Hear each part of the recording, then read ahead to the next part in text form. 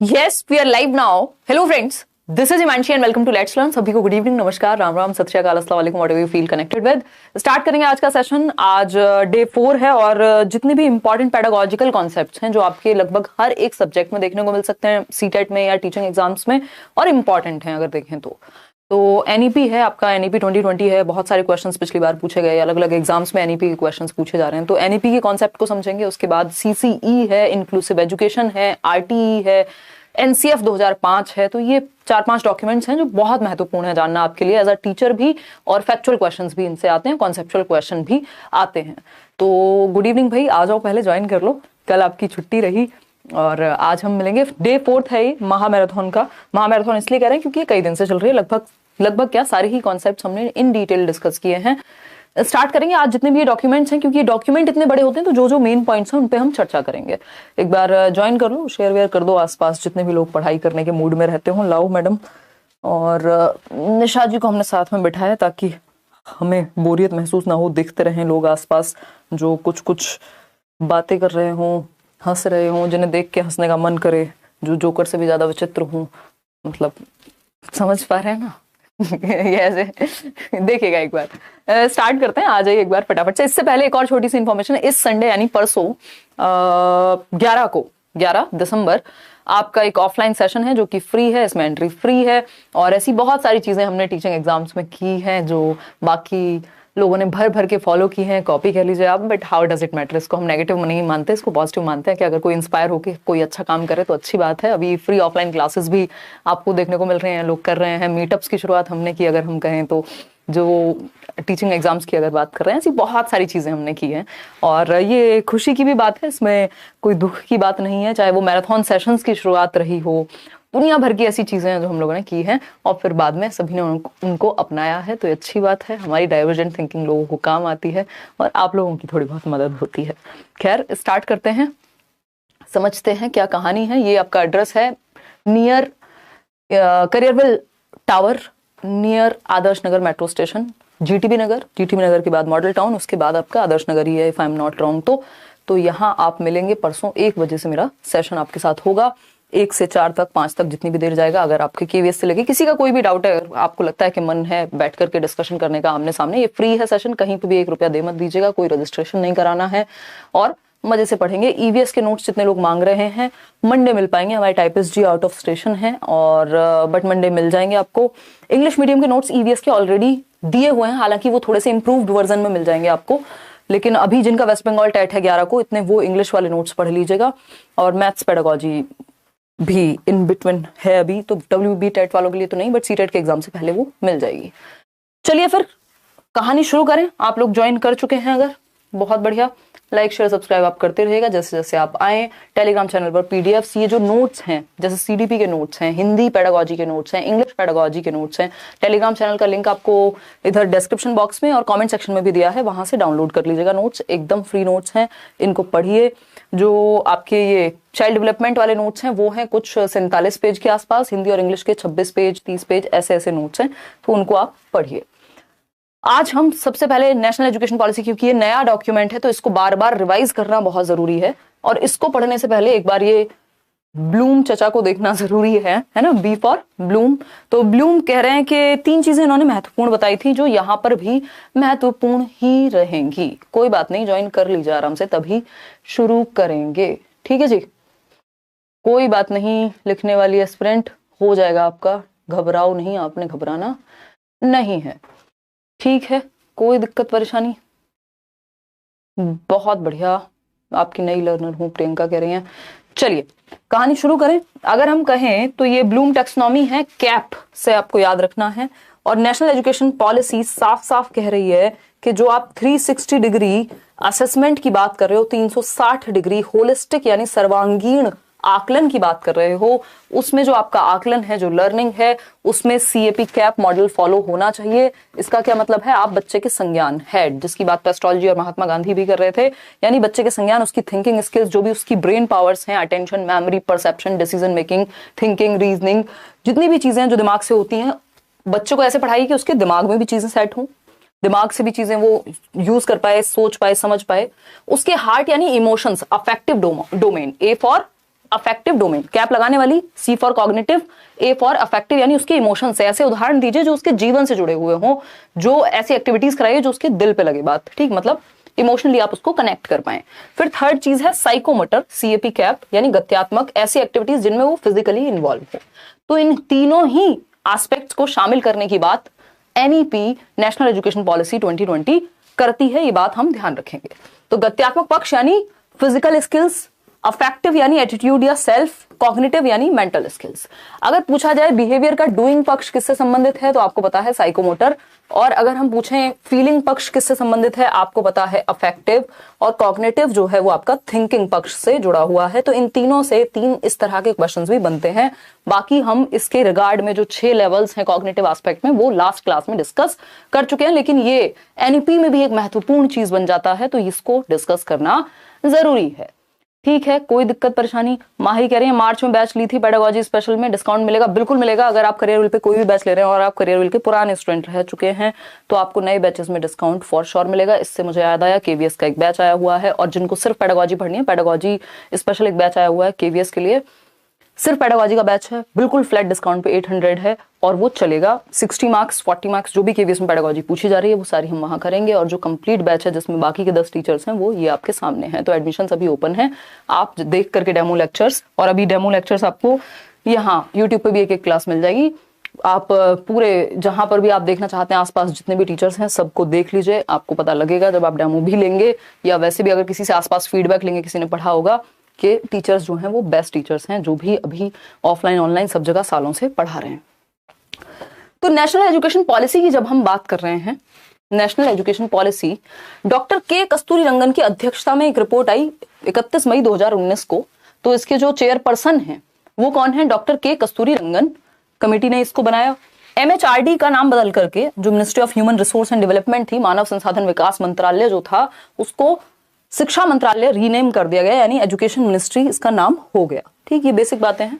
पहले शिक्षा मंत्रालय होता था, फिर एमएचआरडी किया था, अब फिर से एजुकेशन मिनिस्ट्री कर दिया है। इसमें एक नया फॉर्मेट जो है वो इंट्रोड्यूस हुआ, 5+3+3+4।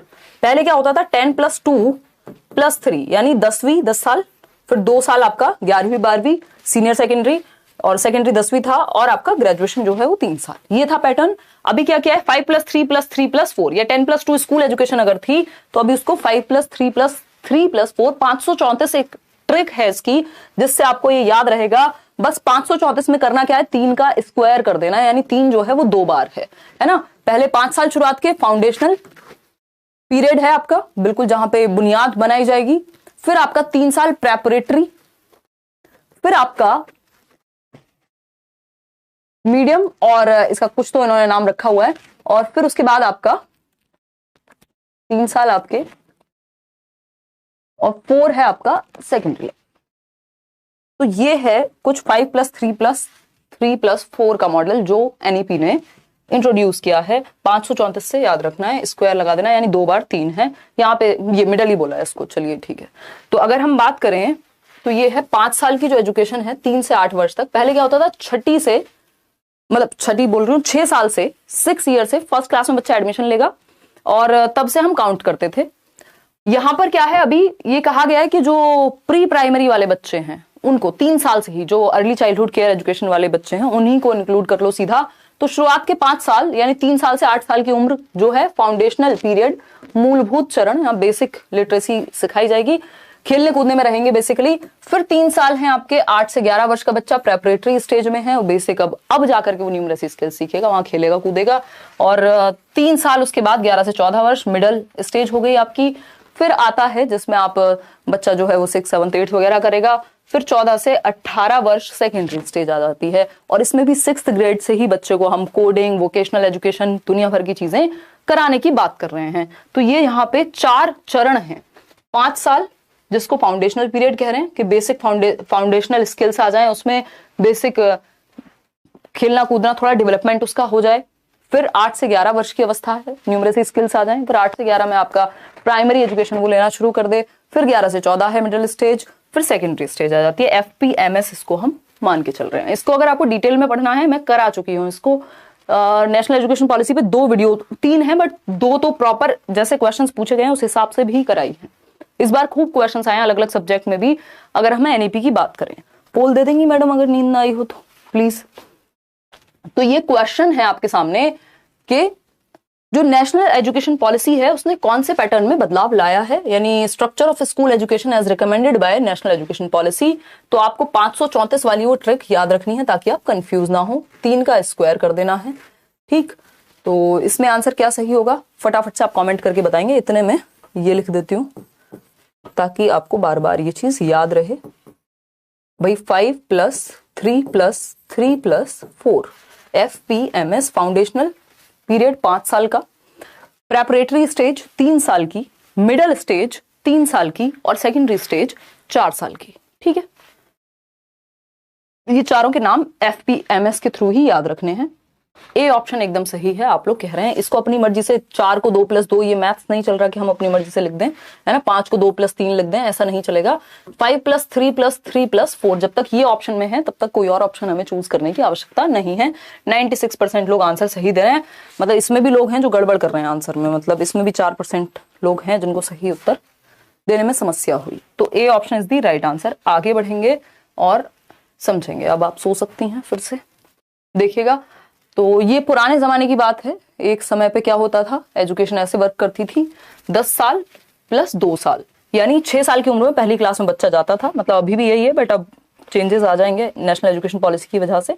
10 साल की उम्र में, मतलब 10 साल की एजुकेशन है, 6 साल की उम्र में बच्चा कक्षा 1 में जाएगा, और अगर हम बात कर रहे हैं 16 साल तक 10वीं उसकी हो जाएगी। फिर उसके बाद 2 साल थे, 2 साल कौन से हैं ये, 11वीं और 12वीं के, 16 से 18 वर्ष। इसको परिवर्तन, जो न्यू एकेडमिक स्ट्रक्चर है उसमें परिवर्तन आ जाएगा। 10 + 2 से काम अभी नहीं चलेगा। ये था 10 + 2 एग्जिस्टिंग स्कीम जो हमारी चल रही है अभी तक। अब जब ये लागू हो जाएगी पूरी तरीके से तो एकेडमिक स्ट्रक्चर ऐसे बन जाएगा। FPMS आप देख पा रहे हैं, 3 साल शुरुआत के आंगनबाड़ी वाला टाइम, फिर 2 साल जो है आपके 6 से 8 वर्ष यानी क्लास 1 और 2, यानी ये 5 साल जो है शुरुआत के, इनको 2 तरीके से तोड़ा हुआ है। 3 साल है आंगनबाड़ी के, 2 साल है फिर आपके बेसिक क्लास 1 और 2 के, ठीक है। फाउंडेशनल पीरियड में multi level education, play activity based learning होगी। प्रेपरेटरी स्टेज में जाकर के बच्चा थोड़ा एक्टिविटी के थ्रू स्किल्स वगैरह डेवलप करेगा, न्यूमरेसी स्किल्स एंड ऑल। फिर मिडिल स्टेज में तो साइंस, मैथमेटिक्स, आर्ट्स वगैरह पढ़ेगा 6th क्लास में, और सेकेंडरी स्टेज में again critical thinking and all पे बहुत ज्यादा जोर दिया है इन्होंने, और ये एक बार आप देख पाएंगे। चलिए कहानी को आगे बढ़ाते हैं, ठीक। अगर इसको हम ऐसे देखना चाहें कि जो हमने शुरुआत के 5 साल लगाए हैं, उन 5 साल में 3 साल आंगनबाड़ी के हैं या प्ले वे के हैं, फिर 2 साल कक्षा 1 और 2 के हैं, तो इसमें मल्टी लेवल प्ले एक्टिविटी होगी। फिर जो उसके बाद के 3 साल हैं उसमें बच्चा डिस्कवरी मेथड एंड ऑल का इंटरेक्ट करके न्यूमरेसी स्किल्स वगैरह आप सिखाएंगे। फिर आएंगे इस पर मिडिल स्कूल पर एक्सपीरियंशियल लर्निंग पे फोकस किया है, यानी अनुभवात्मक अधिगम पर फोकस किया, बच्चों को रियल लाइफ एक्सपीरियंस हम दे पाए। सेकेंडरी स्टेज में जो वो मल्टी डिसिप्लिनरी सब्जेक्ट्स हैं, फ्लेक्सिबिलिटी की बात की है, साइंस, कॉमर्स और ह्यूमैनिटीज को अलग अलग बांटने की जगह पूल ऑफ सब्जेक्ट्स होंगे जिनमें से चूज करने का अधिकार बच्चे के पास आ जाएगा। 6th क्लास से ही कोडिंग और वोकेशनल एजुकेशन, इंटर्नशिप वगैरह पे फोकस किया जाएगा। इसमें एक क्वेश्चन बहुत आया कि जो असेसमेंट है, असेसमेंट मतलब आकलन कि बच्चा सीख कैसे रहा है, इसका पता करने के लिए इन्होंने एक तरह की असेसमेंट पॉलिसी की बात की, वो है 360 डिग्री असेसमेंट, यानी 360 डिग्री असेसमेंट, यानी बच्चे को चहुमुखी रूप से चारों तरफ से असेस करना है, आकलन करना है, यानी बच्चा खुद का भी आकलन करे, सेल्फ असेसमेंट यानी स्वयं आकलन, यानी वो अगर कोई काम आपने उससे कराया और आप उससे पूछे बेटा तुम खुद को कितना नंबर देते हो, वो कहेगा मैं 10 में से 8 दूंगा अगर ईमानदारी से बताऊं, यानी वो खुद का ही आकलन कर पाए। या कोई काम वो करके लाया और उसको बोले एक बार तुम देखो इसको कि तुम्हें क्या लगता है इसमें कहाँ इंप्रूवमेंट की जरूरत है, ये हुआ सेल्फ असेसमेंट कि बच्चा खुद का आकलन खुद कर सके। तो एक पार्ट तो इसमें ये हुआ। दूसरा 360 डिग्री असेसमेंट में क्या है, पीयर असेसमेंट। पीयर मतलब सहपाठी आकलन, यानी जो बच्चे के दोस्त हैं, क्लासमेट्स हैं, वो भी उसका आकलन कर पाए। आप कहें एक दूसरे को अच्छा बेटा अपनी नोटबुक, ए बच्चा अपनी नोटबुक बी बच्चे को दे और बी बच्चा ए बच्चे की नोटबुक चेक करे। अब क्या होगा, एक दूसरे का आकलन करेंगे तो उनकी जो असेस करने की क्षमता है वो भी बेहतर होगी, फीडबैक दे पाएंगे। और तीसरा पार्ट है इसमें टीचर असेसमेंट, यानी शिक्षक आकलन। तो शिक्षक क्या है इसमें, वो आकलन करेंगे कि आप कहां सुधार की आवश्यकता है, क्या फीडबैक दिया जा सकता है। तो 360 डिग्री का मतलब है होलिस्टिक, यानी सर्वांगीण रूप में आकलन। ऐसा नहीं है पेन पेपर टेस्ट लिया और बस नंबर दे दिए बात खत्म, इसमें बच्चे ग्रुप में एक्टिविटी कर रहे हैं, एक दूसरे का आकलन कर रहे हैं, बच्चा स्वयं का आकलन कर रहा है, टीचर भी उसमें इन्वॉल्व है। तो बच्चे और टीचर दोनों का रोल होना चाहिए, तब जाकर के शिक्षा कंप्लीट हो पाएगी, चाहे वो एजुकेशन हो, टीचिंग लर्निंग प्रोसेस हो या आकलन की प्रोसेस हो। ठीक है, कि हम टेस्ट भी अगर कर रहे हैं तो उसमें भी टीचर का भी रोल है, बच्चे का भी रोल है, पीयर असेसमेंट का भी रोल है। हर किसी को एक तरह से ग्रेड की तरह हम काउंट करेंगे। इन्होंने असेसमेंट में रिफॉर्म लाने के लिए एक चीज की, उसका नाम है परख नाम का एक पूरा प्रोसेस डेवलप किया। परख में PARAKH अपने आप में हर किसी का एक मीनिंग है। P for performance, A for assessment, R for review, A for analysis, K for knowledge, for holistic development.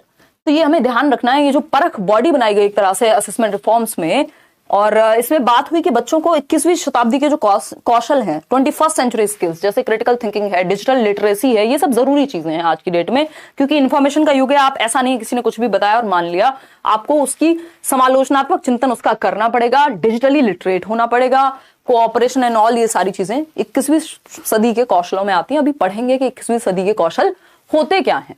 ठीक है, अगर हम बात करें परख की, तो आपको पता है इसमें कितने लेटर्स हैं? 6। ठीक, तो इस परख में P फॉर क्या है? परफॉर्मेंस कैसी है बच्चे की, इसका आकलन, परफॉर्मेंस असेसमेंट, फिर रिव्यू करेंगे, उस चीज पर प्रकाश डालेंगे, फिर एनालिसिस करेंगे, उस चीज का आकलन करेंगे, फेल हुए तो क्यों हुए, कहीं प्रॉब्लम है तो क्या है, फिर नॉलेज को टेस्ट करेंगे, किस चीज के लिए? For holistic development, H for holistic development. तो एक बार खुद से आंख बंद करके ये बोल करके देखिए, PARAKH।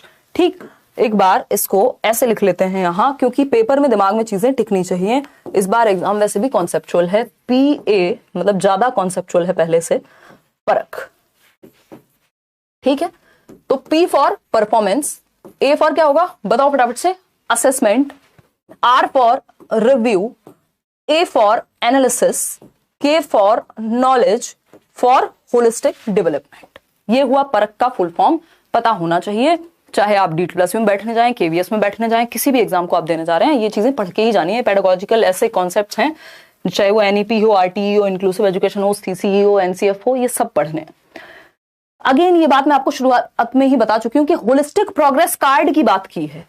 होलिस्टिक प्रोग्रेस कार्ड क्या है? यानी बच्चे का जो रिजल्ट बने, जो कार्ड बने, वो रिजल्ट होलिस्टिक प्रोग्रेस कार्ड कहलाएगा। यानी 360 डिग्री असेसमेंट उसमें हुआ है, यानी सर्वांगीण रूप से बढ़ते क्रम में प्रगतिशील एक कार्ड बनेगा, जिसमें CAP कैप यानी कॉग्निटिव, अफेक्टिव और साइकोमोटर डोमेन का ध्यान रखा जाएगा। बच्चे के संज्ञान, उसके इमोशंस, उसके साइकोमोटर एबिलिटीज, यानी वो स्पोर्ट्स में अच्छा है कि नहीं, साइकोमोटर में आ गया, वो इमोशनली किन चीजों में, क्रिएटिविटी से लेकर के और किन चीजों में, कोऑपरेशन, लीडरशिप स्किल किन चीजों में अच्छा है, कॉग्निटिव स्किल्स की बात करें कि इन सब्जेक्ट्स में अच्छा है। तो लगभग हर एक एस्पेक्ट में हम उसको ग्रेड कर रहे हैं या फिर उसके लर्निंग पे फोकस कर रहे हैं। तो संज्ञानात्मक, सांवेगिक और गत्यात्मक पक्ष, cognitive, affective and psychomotor domains को ध्यान में रखे एक होलिस्टिक प्रोग्रेस कार्ड बनेगा। इसमें सारी चीजें इन्वॉल्व होंगी, तब जाकर के हम 360 डिग्री असेसमेंट को अचीव कर पाएंगे। बात सही है या नहीं है? बिल्कुल सही है। आगे बढ़ेंगे नेक्स्ट पॉइंट पर। क्या कहता है ये? 21st century skills. तो मेजर जो 12 स्किल्स हैं जिनको हम काउंट करते हैं CBSE दृष्टि से, और वैसे तो सैकड़ों स्किल्स आपको मिल जाएंगी अगर आप जाएंगे देखने। ठीक है ना, चलिए समझते हैं फटाफट से, और लाइक शेयर सब्सक्राइब करना अगर आप भूल गए हैं तो आप कर सकते हैं। बहुत सारी चीजें हैं अभी जो हम पढ़ने वाले हैं। ये ऐसी चीजें जितनी बार आप पढ़ेंगे, ये हम कई बार कर भी चुके हैं, लेकिन जितनी बार आप पढ़ेंगे उतनी बार बेहतर, ये इससे कोई नुकसान नहीं होने वाला। ठीक है, कितने लोग अभी हम जुड़े हुए हैं? 23,000 लोग लाइक किया है, सिर्फ 10,000 लोगों ने। चलिए कोई बात नहीं। तो ये क्रिटिकल स्किल्स हैं, जो 12 क्रिटिकल थिंकिंग स्किल्स हैं जो महत्वपूर्ण हैं। अब ये महत्वपूर्ण क्यों है, कैसे हैं, क्या कहानी है, उस पर हम अभी आएंगे। चले, ये 12 स्किल्स हैं, 12 कौशल हैं ये आपके, जो महत्वपूर्ण हैं भयंकर रूप से। ठीक है बात या नहीं है? देखिए, अगर हम बात करें, किसी ने कोई क्वेश्चन पूछा है from Purnia Bihar, ma'am set लगाता हूं आप पे तो ऐप पे, तो SST और हिंदी का क्वेश्चन बनता नहीं है। अरुण सर को बोलिए कि अब क्वेश्चन कराएं, मुझे 130+ लाना है। गरीब, क्या नाम है आपका? गरीब नवाज। तो नवाज, इसमें बिल्कुल आप साथ साथ प्रैक्टिस भी करते रहिए, बोल देंगे कोई बात नहीं। देखिएगा, 21st century skills previous year को ध्यान में रख के एनालाइज करते रहना है। इस बार क्वेश्चंस थोड़े से हटके थे हिंदी में और एसएसटी का तो आपको ज्यादा बेहतर पता होगा। तो 21वीं सदी के जो कौशल हैं, जिनमें से हम 12 कौशल को सबसे ज्यादा महत्वपूर्ण मान रहे हैं, तो इसमें क्रिटिकल थिंकिंग, समालोचनात्मक चिंतन, हम एक बात के लगभग हर पहलू को जांच पाएं, बस मान ना ले। किसी ने कहा 2000 के नोट में चिप है, हमने मान ली। कोई और अफवाह उड़ी फलानी वैकेंसी तब आ रही है, हमने मान लिया। अब वो आई 2 साल बाद, लेकिन हम तो मान के बैठे हुए हैं, उस हिसाब से हमने डिसीजन ले लिए। अगर कोई वेबसाइट है लेट्स लर्न के नाम से कोर्स बेच रही है, जाके खरीद लिया आंख बंद करके, ये भी नहीं देखा कि वेरीफाइड है नहीं है। जो चैनल है इतने सारे, अगर कोई इन्फॉर्मेशन टेढ़ी मेढ़ी दे रहा है तो वो ऑथेंटिक चीज है कि नहीं है। मतलब क्रिटिकल थिंकिंग का प्रयोग हम नहीं कर पाते, लेकिन बच्चों में हमें ये चीज डेवलप करनी है कि हम लगभग हर पक्ष में, ऑल एस्पेक्ट्स में चीजों को देख पाएं, फैक्ट और ओपिनियन के बीच अंतर को जान पाएं। ये है क्रिटिकल थिंकिंग। यानी आप जितनी भी आपकी कॉग्निटिव स्किल्स हैं उनका प्रयोग करके हर एक पक्ष में चीजों को समझ पाएं, रिफ्लेक्ट कर पाएं, कंट्रोल कर पाएं, मैनेज कर पाएं, अवेयर हो, डेटा हो आपके पास, उसके आधार पर फैक्ट्स को आप जान पाएं और एनालाइज कर पाएं। कोलैबोरेशन यानी सहयोग के माध्यम से सीख पाएं, एक दूसरे के साथ बच्चे ग्रुप लर्निंग करें, क्योंकि बच्चे जब ग्रुप में होते हैं तो बेहतर सीखते हैं, सहयोग करके बेहतर सीखते हैं। टीम स्किल्स जो है डेवलप होती है उनकी, लीडरशिप स्किल्स उनकी डेवलप होती हैं, स्पोर्ट्समैनशिप या स्पोर्ट्स पर्सन की जो एबिलिटी है वो उनके अंदर डेवलप होती है, टॉलरेंस आती है जब ग्रुप में काम करते हैं, एक दूसरे को हेल्प कर पाएंगे। इंफॉर्मेशन लिटरेसी यानी आज की डेट में जो बेसिक जितनी भी टेक्नोलॉजिकल एडवांसमेंट है उसका प्रयोग करके हम लिटरेट हो पाए इंफॉर्मेशन के संबंध में। टेक्नोलॉजिकल लिटरेसी, भाई इतनी बेसिक टेक्नोलॉजी हमें यूज करनी आनी चाहिए। डिजिटल लिटरेसी भी इसको आप दूसरे शब्दों में कह सकते हो कि बेसिक कंप्यूटर चलाना है, कुछ और ऐसे काम है टेक्नोलॉजी का प्रयोग करके वो सब कर पाए। इनिशिएटिव लेना, हर किसी के बस का नहीं होता इनिशिएट करना, चीजों को कुछ नया शुरुआत करना। अगर आप एरिक एरिक्सन की थियरी में देखेंगे तो इनिशिएटिव वर्सेस गिल्ट की एक स्टेज आती है, तो बच्चा इनिशिएट करे, इस चीज के लिए हम उसको बढ़ावा दें, गिल्ट ना है उसमें।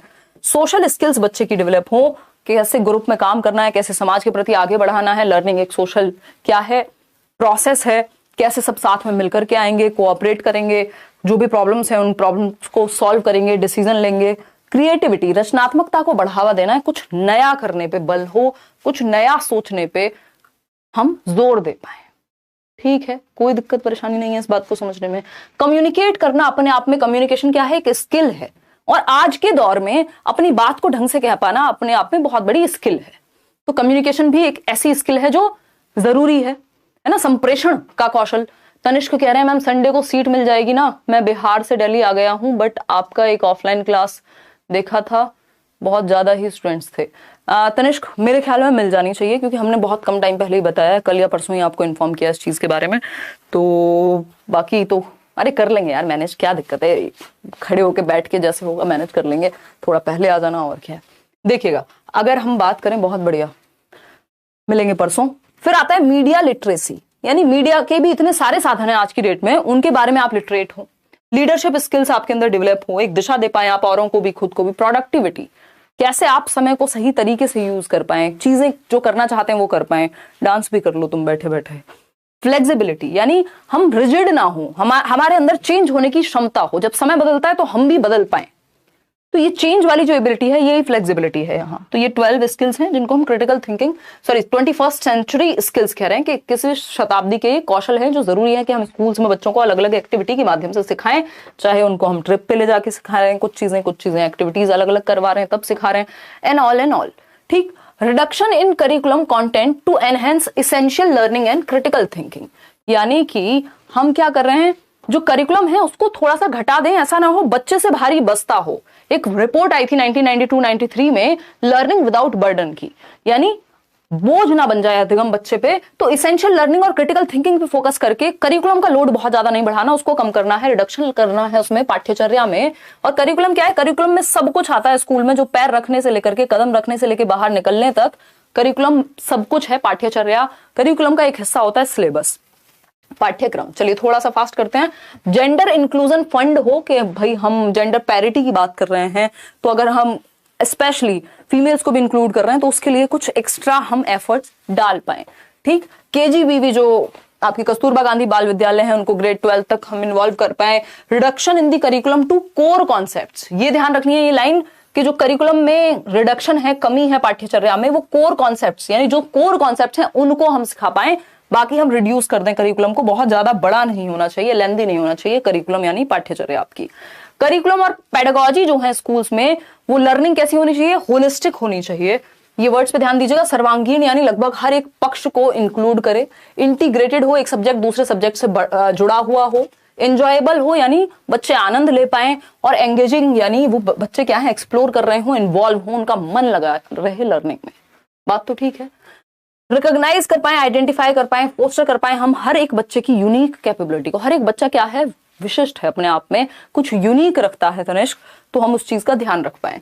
Respect for diversity and respect for the local context, यानी जिस संदर्भ से, जिस लोकल कॉन्टेक्स्ट से बच्चा आ रहा है, जिस परिवेश से बच्चा आ रहा है, उसका भी हम ध्यान रख पाए, उसके सांस्कृतिक पक्ष का भी हम ध्यान रख पाए, सामाजिक और सांस्कृतिक पक्ष का। और डाइवर्सिटी यानी सारे बच्चे एक जैसे नहीं होंगे, क्लास में अलग अलग तरह के बच्चे होंगे, इन चीजों को हम समझ पाए। इक्विटी एंड इंक्लूजन, अभी हम इंक्लूसिव एजुकेशन पढ़ेंगे, 5 नंबर का टॉपिक है। तो इंक्लूजन का यानी समावेशन का हम ध्यान रखें, हर तरह के बच्चे को, चाहे वो गिफ्टेड है, नॉर्मल है, एवरेज है, या मंद बुद्धि है, या कोई टैलेंटेड बच्चा है, क्रिएटिव है, ब्लाइंड बच्चा है, कोई और समस्या है, हर तरह के बच्चे को हम क्लास में बिठा करके सिखा पाए। इक्विटी यानी समता का प्रयोग कर पाए, उसकी नीड के अकॉर्डिंग एजुकेशनल एक्टिविटीज को डिजाइन कर पाए।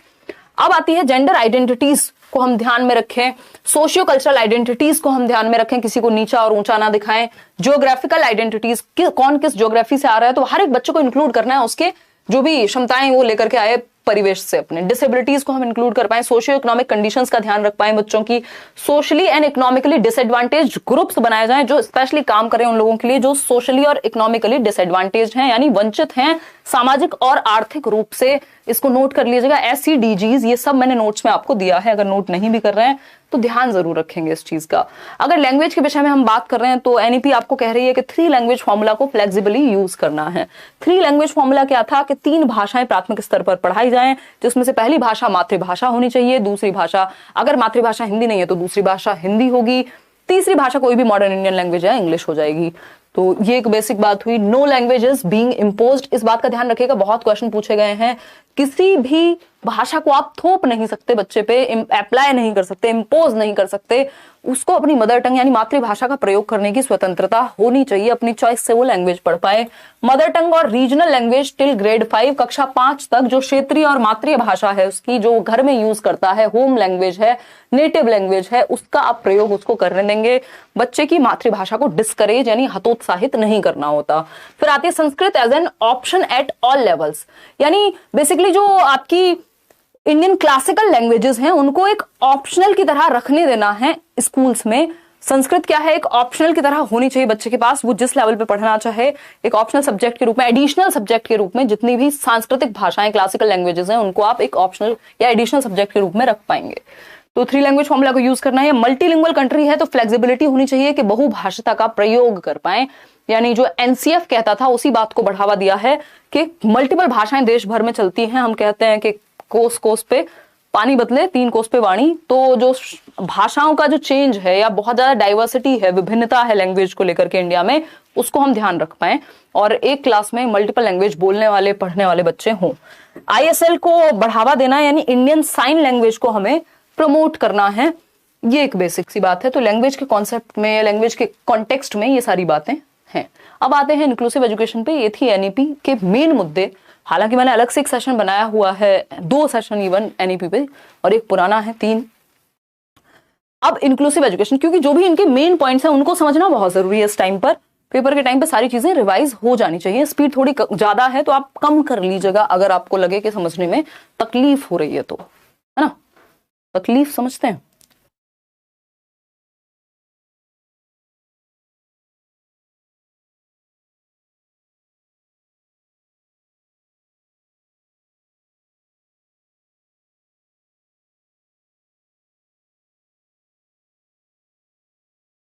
भर भर के शुगर होता है इसमें। मंगाओ मंगाओ।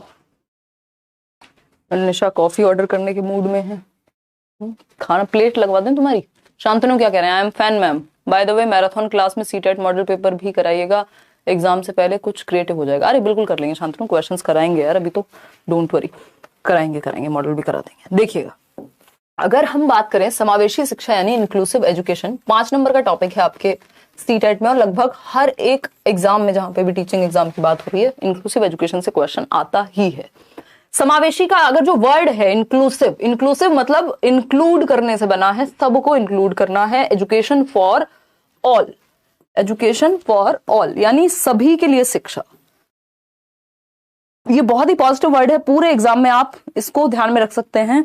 एजुकेशन फॉर ऑल यानी सभी के लिए शिक्षा। भाई जैसे मदर नेचर जो हमारी प्रकृति है, जिसको हम माता के रूप में देख रहे हैं, वो सबको इंक्लूड करके रखे हुए है। यानी हवा चल रही है तो सबके लिए समान है। अगर दो लोग खड़े हैं तो ऐसा नहीं किसी एक को ही हवा लगेगी दूसरे वाले को नहीं लगेगी, है ना। तो हवा चल रही है सबके लिए समान है, धूप निकली है सबके लिए समान है, बारिश होगी सबके लिए होगी, है ना। और मतलब जो भी आसपास की चीजें हैं वो सारी प्रकृति ने सारी चीजें, जो जल है, वायु है, अग्नि है, आकाश है, वॉट एवर, वो सब सबके लिए है। तो उसी तरह से एजुकेशन भी सबके लिए होनी चाहिए। जब मदर नेचर हमारे अंदर, अगर आप एक गरीब व्यक्ति हैं, अगर आप एक बहुत अमीर व्यक्ति हैं, अगर आपके पैर में कुछ दिक्कत है, आप चल नहीं पाते हैं, आपके ब्रेन में कुछ दिक्कत है, या आप बहुत गिफ्टेड व्यक्ति हैं दिमाग से, अगर सारे के सारे तरह के लोग कहीं पे खड़े हुए हैं और बारिश हो रही है तो सब पे होगी। तो मदर नेचर जब हमें एक सिंगल एंटिटी की तरह रखती है या इंक्लूड करके रखती है, तो हम एज ह्यूमंस सेपरेट क्यों कर रहे हैं एक दूसरे को? इस चीज पे, इस प्रिंसिपल पर आधारित है इंक्लूसिव एजुकेशन। इसी बात को इक्विटी कहते हैं। यानी हमारे अंदर जो भी अंतर हैं या जो भी जरूरतें हैं, उन सबकी जरूरतों का ध्यान रखना, उनकी नीड्स को ध्यान में रख के सबको एक साथ लेकर के चलना समता कहलाती है ये, है ना। तो इक्विटी एंड इक्वालिटी के प्रिंसिपल पर, समता और समानता के प्रिंसिपल पर ये आधारित है। समता क्या है? समता है नीड के अकॉर्डिंग। अगर किसी की हाइट है 4 फीट और किसी की हाइट है 6 फीट, तो इक्वालिटी, अगर आप कोई गेम देखने गए हैं, कहीं पे खड़े हुए हैं, कुछ देखना है आपको, तो दोनों को अगर एक साथ एक जैसा स्टूल दे देंगे आप बराबर हाइट का, मैंने फोटो भी दिखाई है पहले आपको, तो ये इक्वालिटी हो जाएगी। बट क्या हमेशा इक्वालिटी से काम चलता है? नहीं। कई बार आपको उस व्यक्ति को जो ऑलरेडी नीचे है या कोई और समस्या का सामना कर रहा है, उसको ऊपर लाना होता है, तब जाके इक्वालिटी की बात होगी।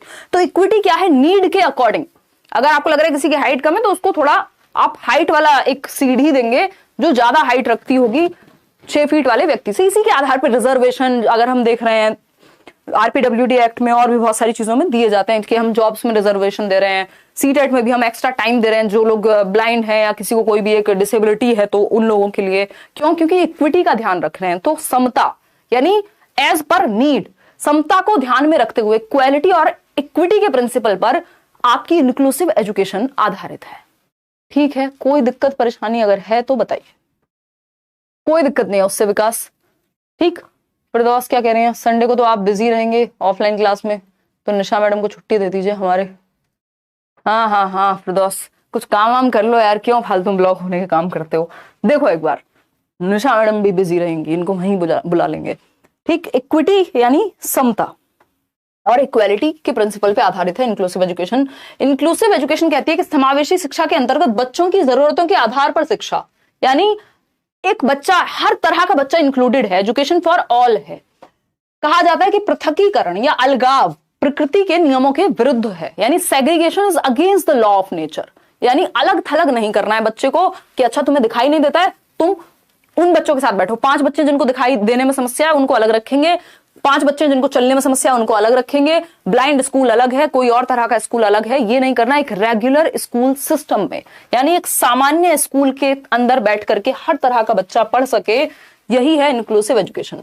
तो रेगुलर स्कूल सिस्टम में चाहे बच्चा ब्लाइंड है, उसको ऑर्थोपेडिक डिसेबिलिटी है, चलने फिरने में, सुनने में कोई भी तरह की समस्या, या वो गिफ्टेड है, टैलेंटेड है, क्रिएटिव है, कुछ भी है बच्चा, हर तरह के बच्चे। देखो 2 प्रकार के बच्चे होते हैं। रेगुलर स्कूल सिस्टम में हम हर एक बच्चे को एजुकेशन दे पाए, ये कहेगी इंक्लूसिव एजुकेशन, क्योंकि आपको सेग्रीगेट नहीं करना। ये वर्ड ही अपने आप में बहुत नेगेटिव है। जैसा कि हमने कहा कि जब हमारी मदर नेचर जो प्रकृति है वो हमें सेग्रीगेट नहीं करती, वो हमें भेदभाव नहीं करती, तो हम कौन हुए? ठीक। तो सेग्रीगेशन की जगह इंक्लूजन वर्ड का प्रयोग करना है, समावेशन का प्रयोग करना है। इंक्लूजन क्या है? एक बेहद पॉजिटिव वर्ड है, पूरे पेपर में ध्यान रखेंगे इस बात को। तो रेगुलर स्कूल सिस्टम में हर बच्चे को हम शिक्षा दे पाए। एक और बात, सिस्टम जो है वो बच्चे के लिए बना है, बच्चा सिस्टम के लिए थोड़ी बना है कि आपने बच्चा पैदा किया क्योंकि सिस्टम को देना था। ऐसा थोड़ी होता है भाई, सिस्टम बच्चे के लिए बनाया गया है ना।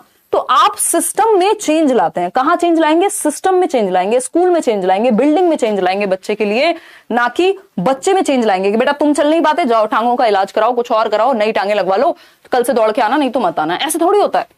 तो बच्चे के अनुसार सिस्टम बना है या सिस्टम के अनुसार बच्चा बनेगा? तो चेंज करना है किसमें? सिस्टम में। सिस्टम क्या है? बिल्डिंग से लेके, करिकुलम से लेके, टीचर्स से लेके, पूरे आसपास की दुनिया जितनी भी है उसको बच्चे के अनुरूप बनाना है, उसकी नीड्स का ध्यान रखते हुए इंडिविजुअल डिफरेंसेस का ध्यान रखते हुए सिस्टम क्रिएट करना है कि भाई सीढ़ियों से अगर नहीं चल पा रहे हो तो क्या करें, रैंप बनवा दें स्कूल्स में, है ना, या फिर जो बच्चे चलने फिरने में दिक्कत है उनकी क्लास हम ग्राउंड फ्लोर पे लगवाएंगे, सिर्फ उनकी ही नहीं, मतलब क्लासेस की कोशिश करेंगे फिर ग्राउंड फ्लोर पे ही हो। तो ये क्या हुआ, ये इंक्लूसिविटी हुई कि हम सेग्रीगेट नहीं कर रहे। तो सिस्टम में चेंज, बिल्डिंग में चेंज, करिकुलम में चेंज, टीचर की अप्रोच में चेंज, सेंसिटिविटी में चेंज, कि टीचर उनको डिफरेंट डिफरेंट नामों से बुला रहे हैं, ये सब नहीं होना चाहिए कि आप ठप्पा लगा के लेबल कर रहे हैं बच्चों को, अरे वो अंधे बच्चों को बुलाओ। ये क्या हुआ, ये बेवकूफी हो गई, ये इंक्लूसिव एजुकेशन बिल्कुल भी नहीं है, आप बच्चों को प्रताड़ित कर रहे हैं ऐसे। तो सिस्टम में चेंज लाना है, बच्चे में नहीं, ये बात ध्यान रखेंगे। इंक्लूसिव एजुकेशन सिस्टम यानी स्कूल यानी ऑर्गेनाइजेशन में चेंज की बात करेगा, बच्चे में बदलाव की नहीं। बच्चा सिस्टम के लिए नहीं है, सिस्टम बच्चे के लिए बना है। पूरा जो भी तामझाम क्रिएट किया गया है वो किसके लिए किया गया है, बच्चे के लिए। ये सिस्टम के लिए बच्चे बनाए गए नहीं, ठीक। अगर हम बात करें बच्चों की तो एक होता है नॉर्मल बच्चा और एक है आपका स्पेशल बच्चा, ठीक। दो प्रकार के बच्चे हैं। अगर हम बात कर रहे हैं नॉर्मल में, आप एवरेज बच्चे को रख दीजिए, यानी जो औसत, जिसका आईक्यू 90 से 110 है या कोई खास समस्या सच नहीं है, औसत बच्चा। स्पेसिफिक कह लीजिए आप इसको, विशिष्ट या स्पेशल कह लीजिए, इसमें जो स्पेशल नीड वाला बच्चा है, चाहे वो चलने फिरने में समस्या हो, चाहे वो गिफ्टेड हो, हर तरह का बच्चा जो एवरेज नहीं है वो स्पेशल ही है कहीं ना कहीं। तो हम कहेंगे कि जो इंक्लूसिव एजुकेशन है वो नॉर्मल प्लस स्पेशल चाइल्ड सबको अपने अंदर समाहित करके रखती है, यानी जो समावेशी शिक्षा है वो इंक्लूजन की यानी समावेशन की बात करेगी। एजुकेशन फॉर ऑल, इन बातों को हल्के में मत लीजिएगा, नहीं तो पेपर में आपकी आंखों के सामने से क्वेश्चंस जाएंगे और आप तैरते रह जाएंगे कि हाय ये तो कुछ कुछ तो सुना था क्लास में, पता नहीं क्या चल रहा है ना। केवीएस पीआरटी के लेवल पे ईवीएस करवा दीजिए, आपसे ही करनी है। साक्षी बहुत ही बेहतरीन पढ़ाते हैं आपके विवेक सर, पूरा इतने सालों से एसएससी लेके सबको पढ़ा रहे हैं, तो और अच्छे से वो करा पाएंगे उसमें। और मेरी अगर आप बात करोगे, मैं जिस भी तरह से कंट्रीब्यूट कर पाऊंगी आपको यहाँ करूंगी और पेडागोजी में करूंगी, ठीक। नोट्स पर भी आपको मिल जाएंगे। चलिए कोई नहीं, ये सब देखते रहेंगे, अभी पढ़ने पे ध्यान दे लेते हैं। ये सारी बातें करने के लिए हमारे पास बहुत बहुत टाइम है, अभी केवीएस के लिए भी टाइम है। अभी आपको क्या कहते हैं उसको, डेमो लेक्चर्स भी मिलेंगे। मैं पूरा केवीएस का जो पेडागोजी वाला सिलेबस है वो भी आपको तोड़ के बता दूंगी। अगर आप बैच ले पा रहे हैं तो भी ले लीजिए, नहीं ले पा रहे हैं तो कहाँ से पढ़ें, सारा कुछ बता दूंगी। अभी 2-4 दिन रुक जाओ, है ना, ठीक है। चलिए, तो education for all, segregation against the law of nature है, बच्चे को सेग्रीगेट नहीं करना। और अगेन यही बात हिंदी में भी लिख दी गई है कि बच्चों की आवश्यकता के अनुसार सिस्टम में परिवर्तन किया जाता है, ना कि बच्चे में। तो सिस्टम में बदलाव करना है, बच्चे में नहीं, क्योंकि सिस्टम बच्चे के लिए है। दूसरा, एक चीज होती थी पहले इंटीग्रेटेड एजुकेशन, जिसको एकीकृत शिक्षा कहते थे, अभी भी होती है, बट एकीकृत शिक्षा से बेहतर है समावेशी शिक्षा। एकीकृत में क्या था, आप एडमिशन तो दे दे रहे हैं उन बच्चों को जो स्पेशल नीड वाले हैं, जिनको देखने में समस्या है, या कोई भी एक स्पेशल नीड है, कोई भी एक डिसेबिलिटी भी हो सकती है, तो उनको सिर्फ एडमिशन दे रहे हैं, उनके अनुसार सिस्टम में चेंज नहीं कर पा रहे हैं। तो ये इंटीग्रेटेड थी। इंटीग्रेटेड से बेहतर क्या है, इंक्लूसिव है, कि हम सिस्टम में भी चेंज कर पा रहे हैं, बच्चे की नीड के अकॉर्डिंग हम सिस्टम में परिवर्तन कर पा रहे हैं। तो ये बेहतर हुआ इंक्लूसिव एजुकेशन इंटीग्रेटेड एजुकेशन से। ये एक वन लाइनर की बात हो गई।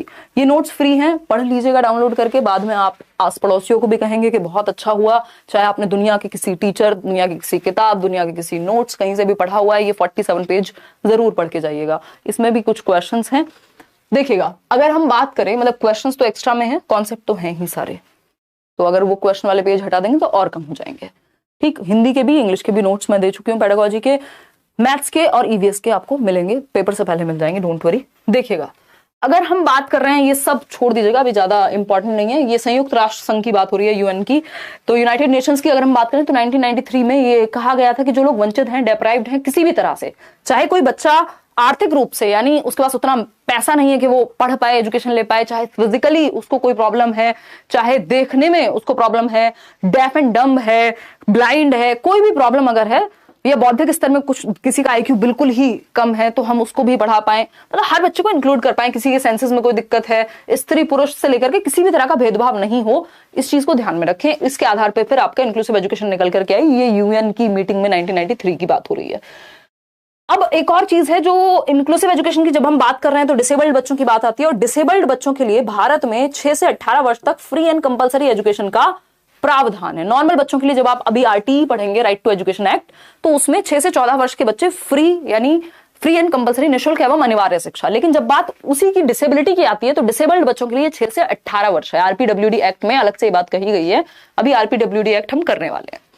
तो और ये 86वें संविधान संशोधन के तहत हुआ। अब कुछ डिसेबिलिटी के प्रकार हैं जिनसे क्वेश्चन डायरेक्ट आता है, उसको फटाफट से समझ लेते हैं। अपनी एनर्जी बना करके रखनी है। एग्जाम डेट कब तक आ सकती है, any idea, so that we can plan की सारा रिवीजन हो जाए एक बार। Thanks in advance. दिव्यांजलि, वो मैं भी कराऊंगी आपको उस समय पे भी, अलग अलग सब्जेक्ट की मैराथन तभी रखेंगे जस्ट पहले ही, और क्वेश्चंस तो करते ही रहेंगे तब तक। तो मुझे लगता है कि एग्जाम डेट अगर 16 के बाद पेपर होना है तो और 2-4-6 दिन में पता लग जाना चाहिए। इतने आप पढ़ाई अपनी करते रहिए। सीटेट क्वालिफाई किया था लास्ट ईयर वाला, बट उस टाइम फर्स्ट ईयर, अब कोई फर्क नहीं पड़ता, अब तो इन्होंने सबको ही कर दिया ना आकाश, डोंट वरी, ऐश करो। आज से पहले कभी भी 2011 में सीटेट किया था, दुनिया के कभी भी किसी भी समय में आपने आज तक सीटेट क्लियर किया था, आप पेपर दे सकते हैं। देखिए डिसेबिलिटी के प्रकार हैं, अक्षमता के प्रकार हैं। क्या है, दृष्टि अक्षमता हो सकती है, दृष्टिगत अक्षमता क्या है, विजुअल डेफिशिएंसी है डिसेबिलिटी, बच्चे को देखने में दिक्कत हो सकती है, या पार्शियल विजन हो सकता है कि भाई पार्शियली देख पाता हो, पूरी तरह से जो आईसाइट है उस तरह से वर्क ना करती हो, या बहुत हद तक ना दिखता हो, या बिल्कुल ही ना दिखता हो। इसमें कई प्रकार की दिक्कतें आ सकती है। तो दृष्टि बाधित बच्चा यदि कोई भी है तो वो विजुअल डेफिशिएंसी या डिसेबिलिटी में आएगा। दूसरे प्रकार की डिसेबिलिटी क्या है, ये अक्षमताएं हैं। ठीक, डिसेबिलिटी के टाइप्स हैं। ऑडिटरी डिसेबिलिटी हो सकती है, बच्चे को पूरी तरह से सुनाई ना देता हो, या फिर कुछ हद तक उसका जो ऑडिटरी क्षमताएं हैं वो वर्क करती हो, पूरी तरह से ना सुनता हो, 70% सुन पाता हो, है ना। और किसी भी डिसेबिलिटी को अगर आप सर्टिफिकेशन की बात कर रहे हैं तो 40% से अधिक अगर डिसेबिलिटी है तभी जाकर के आप एक कोई भी लाभ या कोई भी एक क्या कहेंगे रिजर्वेशन गवर्नमेंट अगर दे रही है किसी भी बच्चे को, तो 40% से ज्यादा अक्षमता होनी चाहिए, डिसेबिलिटी होनी चाहिए, उसका सर्टिफिकेट बनता है आसपास से, जो भी मेडिकल अथॉरिटीज होती है वो बनाती हैं। श्रवण अक्षमता यानी ऑडिटरी डिसेबिलिटी, ऑडिटरी को ऑरल भी बोल देते हैं, यानी ऑडियो से संबंधित, सुनने से संबंधित दिव्यांगता या अक्षमता। सी ऑप्शन है मानसिक अक्षमता, इंटेलेक्चुअल डिसेबिलिटी, यानी बच्चे के जो इंटेलेक्ट है, आईक्यू के आधार पे, बुद्धि के आधार पे वो डिसेबल्ड है, समझने की क्षमता, सीखने की क्षमता, तर्क करने की क्षमता, यानी रीजनिंग, लर्निंग, अडेप्टेबिलिटी, इन सब में प्रॉब्लम है, लर्निंग। फोर्थ क्या है, लोकोमोटर डिसेबिलिटी। लोकोमोटर में क्या होता है, चलना फिरना, जो फिजिकल एक्टिविटी करने की क्षमता है। याद कीजिए, कुछ मत याद कीजिए, बेसिकली चलने फिरने में दिक्कत है, व्हील चेयर पे है बच्चा, बेसिकली जो हड्डियों से रिलेटेड प्रॉब्लम्स हैं जिनकी वजह से मूव करने में, मोटर एक्टिविटीज करने में, मूवमेंट में दिक्कत है, वो सब लोकोमोटर डिसेबिलिटी में आएंगी। ये एक प्रकार हुआ है ना, एक तरह की फिजिकल डिसेबिलिटी हुई। फिर आते हैं अधिगम अक्षमता पे, एक चीज है लर्निंग डिसेबिलिटी। अब ये लर्निंग डिसेबिलिटी जो है, इसका जरूरी नहीं है कि आपको शरीर में कहीं दिखे कि बीमारी है। याद कीजिए वो कौन सी मूवी है, तारे जमीन पर। तो तारे जमीन पर में जो ईशान अवस्थी है, दिखने में नॉर्मल लगता है बच्चा, ऐसे और भी बहुत सारे उदाहरण मिल जाएंगे, लेकिन उसको एक लर्निंग डिसेबिलिटी है जो कि डिस्लेक्सिया कहलाती है, बहुत कॉमन है। तो लर्निंग डिसेबिलिटी में जरूरी नहीं है लक्षण आपको बाहर दिख जाए, कि बच्चों को कहीं देखने में समस्या है, आंख देख के पता लग जाए, शरीर से पता लग जाए, आपको नॉर्मल दिखेगा वो। तो ये कई बार इनमें ब्रेन की वायरिंग में कुछ गड़बड़ होती है, कई बार कोई डैमेज हो जाता है बाहर से, उसकी वजह से लर्निंग डिसेबिलिटी होती है। एलडीज कहते हैं इनको, लर्निंग डिसेबिलिटी। ये टर्म 1960s में किसने दिया था, बताओ निशा, दौड़ दौड़ के सो गई। एलडी बताओ, लर्निंग डिसेबिलिटी किसने दिया था, स्पेशल एजुकेशन छाप व्यक्ति। क्या हुआ है, ऐसे ऐसे खतरनाक लोग हैं, फोन में लगे पड़े हैं। सैमुअल किर्क ने 1960s में लर्निंग डिसेबिलिटी की बात की, है ना। किर्क नाम के व्यक्ति हैं, अगर पूछ ही ले बुरे समय में, ठीक। तो अगर हम बात करें, कोई कह रहा है आपने ईशान अवस्थी को अमर कर दिया। हाँ, कुंवर प्रताप, उसका रीजन है कि वो लगभग सभी ने मूवी देखी हुई है और बड़ा क्यूट सा बच्चा है, तो मूवीज से हमें चीजें याद रह जाती हैं, एग्जांपल्स। अदरवाइज किसी एग्जांपल किताब का दो तो आधे लोगों ने वो पढ़ी भी नहीं होगी। धर्म मीना क्या कह रहे हैं, मैम आप बहुत अच्छा पढ़ाती हैं, हम साइंस पेडागोजी भी करा दो। आपका स्टूडेंट धर्म, बहुत बढ़िया धर्म, बट अभी इस बार साइंस पेडागोजी नहीं करा पाएंगे। चलिए, एसएसटी और साइंस नहीं करेंगे, बाकी सब कर लेंगे, ठीक है। चलिए, अगर हम बात करें अधिगम अक्षमता की, अगली बार कोशिश करेंगे कि समय निकाल के करा पाए, बहुत सारी चीजें एक साथ चल रही होती हैं। तो ये सारी तरह की डिसेबिलिटी हैं। लर्निंग डिसेबिलिटी में बाहर नहीं दिखेंगी आपको चीजें, बट कहीं ना कहीं या तो ब्रेन वायरिंग ऐसी है, ब्रेन की न्यूरल जो पूरा हिसाब किताब है वो वैसे बना हुआ है, या फिर कहीं से कोई डैमेज हुआ है, कोई एक्सीडेंट या कुछ, दोनों स्थिति इसमें आ जाती हैं। जो डेवलपमेंटल डिसेबिलिटी होती है वो जन्म से कुछ समय में ही हो जाती हैं। चलिए खैर, आते हैं ये अलग अलग प्रकार की डिसेबिलिटीज हुई, इनमें से कुछ प्रकार ही पढ़ेंगे क्योंकि जरूरी वही है। अब जैसे एक चीज है अलेक्सिया, इस बार कुछ कुछ मैंने एक्स्ट्रा में भी ऐड किए हैं, कहीं आपसे पंगे लेने का मन कर जाए एग्जामिनर का तो एलेक्सिया से पहले हम डिसलेक्सिया पढ़ेंगे, क्योंकि डिसलेक्सिया हम सबने एक बार जरूर पढ़ा है, सुना है। पेपर में ऐसा कोई पेपर नहीं है टीचिंग का जहां कम से कम एक क्वेश्चन ना पूछा जाता हो। बहुत रेयर है कि टीचिंग एग्जाम हो और एक क्वेश्चन मिनिमम डिसलेक्सिया पे ना पूछे। तो जब हम बात डिसलेक्सिया की कर रहे हैं, डिसलेक्सिया अगेन तारे जमीन पर याद कीजिए, ईशान अवस्थी और जो 3 इडियट में वायरस थे, असलियत में उनको भी डिसलेक्सिया है ना, बोमन ईरानी आई थिंक, और भी बहुत सारे लोग हैं ऐसे, डिसलेक्सिया कॉमन है काफी। तो अधिगम अक्षमता में अगर हम बात कर रहे हैं लर्निंग डिसेबिलिटी की, तो ये डिसलेक्सिया बहुत कॉमन है। इसको हम पठन वैकल्य भी कहते हैं, या वैफल्य कह लीजिए, मतलब पढ़ने में विफलता या दिक्कत, यानी रीडिंग डिसऑर्डर है ये मेनली, यानी पढ़ने में समस्या है, पढ़ने में समस्या है। अब इससे जुड़ी हुई और भी चीजें हैं भाई। जो व्यक्ति पढ़ता सही है, गलत है, वो लिखेगा सही कैसे? अगर मैंने ए को बी को डी पढ़ा है तो मैं डी ही लिखूंगी ना जब लिखने को कहोगे आप मेरे से। अगर बैड को डैड पढ़ा है तो डैड ही लिखेगा ना व्यक्ति, ठीक है ना। तो इसमें पढ़ना तो है ही शामिल, अगर लिखने में भी समस्या इसकी वजह से हो सकती है, क्योंकि जो व्यक्ति पढ़ता गलत है वो लिखेगा सही कैसे? बताइए बताइए बताइए। कोट बहुत प्यारा है, रजाई बता देते इसको, देखिएगा। चलिए धन्यवाद, मजाक कर रही हूँ। आ जाइए। आई एम फ्रॉम गया बिहार, मुझे छोड़ करके चला गया वो तनिष्क, बोला भी नहीं। राजा गुप्ता कैसे दोस्त हैं आपके? हैं तनिष्क, शर्म आ रही है कि नहीं? ऑनलाइन को ऑफलाइन कर देना मैम प्लीज, कोशिश करेंगे कि लाइव कर दें या बाद में रिकॉर्डिंग डलवा दें। 1 of your class sure I will score 130। बहुत बढ़िया ऋषभ, कोई बात नहीं, आप नौकरी लेके आइएगा। राजा तनिष्क, करेबल टीम के साथ मुझे क्रिकेट खेलना है ma'am please. Tanishq, Uday sir को पकड़िए इस चीज के लिए, आई मीन उनको मैसेज करिए, ये सब देखिए इंस्टाग्राम पे। मैं बहुत ही ज्यादा व्यस्त हूँ पढ़ने और पढ़ाने में। देखिए अगर हम बात करें ई व, अब कुछ कुछ चीजें हैं रीडिंग डिसेबिलिटी की जब हम बात कर रहे हैं, तो इसमें पढ़ना तो संबंधित है ही, लिखना भी आ सकता है। तो यदि ऑप्शन में पढ़ना नहीं दिया हुआ सिर्फ, तो आप लिखने को भी काउंट कर सकते हैं, और या दोनों को भी काउंट कर सकते हैं। वैसे मेजरली 99% केसेस में रीडिंग डिसेबिलिटी काउंट होती है। हिंदी पेडागोजी का क्लास करवाएंगे कृष्णराज, इंग्लिश का भी करवाएंगे, ईवीएस के भी कुछ क्लासेस कराएंगे, बट थोड़ा रुक के कराएंगे। अभी पहले सीडीपी आज कंप्लीट हो जाएगा, फिर कुछ छोटे छोटे टॉपिक्स हैं, कुछ क्वेश्चन हैं, वो सब चलेंगे, तो डोंट वरी। डिसलेक्सिया एक व्यापक शब्द है। अब मैं सोच रही हूँ जिस दिन डेट अनाउंस हो जाएगी फिर तब से नेक्स्ट मैराथन्स कंटिन्यू करेंगे। डिसलेक्सिया क्या है? एक व्यापक शब्द है, यानी ब्रॉड टर्म है, जिसका संबंध पठन विकार से है और लेखन से भी हो जाता है। पढ़ने में कठिनाई होती है ऐसे बच्चे को, ई व क में विभेद करने में दिक्कत होती है, यानी वॉल साउंड्स वगैरह में भी दिक्कत होती है। जैसे 100 को वॉज पढ़ेगा बच्चा, न्यूक्लियर को अनक्लियर पढ़ सकता है, 6 को 9 पढ़ सकता है, बी को डी पढ़ सकता है, डॉग को गॉड पढ़ सकता है, गॉड को डॉग पढ़ सकता है, यानी रिवर्स हो जाते हैं उसके दिमाग में लेटर्स। आपको ए ऐसे दिख रहा है, उसको हो सकता है ए ऐसे दिखे। तो जो ब्रेन इमेजिंग है, एक तरह से लेटर्स रिवर्स में काम करते हैं, उसके ब्रेन में जो प्रोसेसिंग होती है वो रिवर्स हो जाते हैं लेटर्स, या उनका क्रम याद रखने में, अक्षरों का क्रम याद रखने में दिक्कत होती है। जैसे 100 को वॉज, वॉज को 100 पढ़ना, ये सारी चीजें। कोई दिक्कत नहीं प्रतिमा, अब तो भर दीजिए फॉर्म, सोचना कुछ नहीं है, तैयारी करनी है मस्त तरीके से, कोई नहीं देख रहा, ठीक देखेगा तो उसमें आप कर भी क्या लोगे। तो अब तो आपको फॉर्म भर ही देना चाहिए शांति से। रिजल्ट नहीं आया था फर्स्ट ईयर का, डजंट मैटर, छोड़ो, कौन देख रहा है। अब जब पढ़ने में कठिनाई होती है तो लिखने में भी त्रुटि हो सकती है। तो चांसेस है कि सिर्फ पढ़ने में नहीं, लिखने में भी समस्या आएगी डिसलेक्सिया में, ठीक। तो जब भी बात आएगी रिवर्सल ऑफ लेटर्स या पढ़ने में दिक्कत, पढ़ने के अराउंड एंग्जाइटी, वो याद कीजिए जब वो बच्चा था ईशान अवस्थी, उसको खड़ा किया जाता है पढ़ने के लिए, उसको इतना एंग्शियस फील होता था, अजीब सी सिचुएशन आ जाती थी, हाथों में पसीने, दिमाग में पसीने, पूरी बॉडी की बैंड बज जाती थी। तो इन बच्चों की अगर आप नोटबुक देखेंगे तो ये रिवर्स में लिखा हुआ होगा, टेढ़ा मेढ़ा लिखा हुआ होगा, पढ़ने में भी आपको दिक्कत होगी, आप पढ़ भी नहीं पाएंगे क्या लिखा है, और ना ये पढ़ पाएंगे अगर इनसे पढ़ने को कहा जाए। तो डिसलेक्सिया, रिवर्सल ऑफ लेटर्स और पढ़ने में कठिनाई है। इसके अलावा हम एलेक्सिया की बात कर रहे थे, तो जो एलेक्सिया है, जैसे डिसलेक्सिया क्या है, डिसलेक्सिया के कई प्रकार हैं, लेकिन जनरली हम यही समझते हैं कि डिसलेक्सिया मतलब पढ़ने से संबंधित एक समस्या है। डिसलेक्सिया को यहाँ पे हम डेवलपमेंटल डिसलेक्सिया देख रहे हैं कि बचपन से ही भाई किसी का ब्रेन न्यूरल कनेक्शन वैसा ही है, तो इसको हम क्या तो ठीक ही कर लेंगे, बस थोड़ा बहुत कंट्रोल कर पाते हैं, और बच्चे को डिफरेंट तरीके से पढ़ाएंगे, पढ़ने को कम कहेंगे, बाकी एक्टिविटीज के थ्रू सिखाएंगे।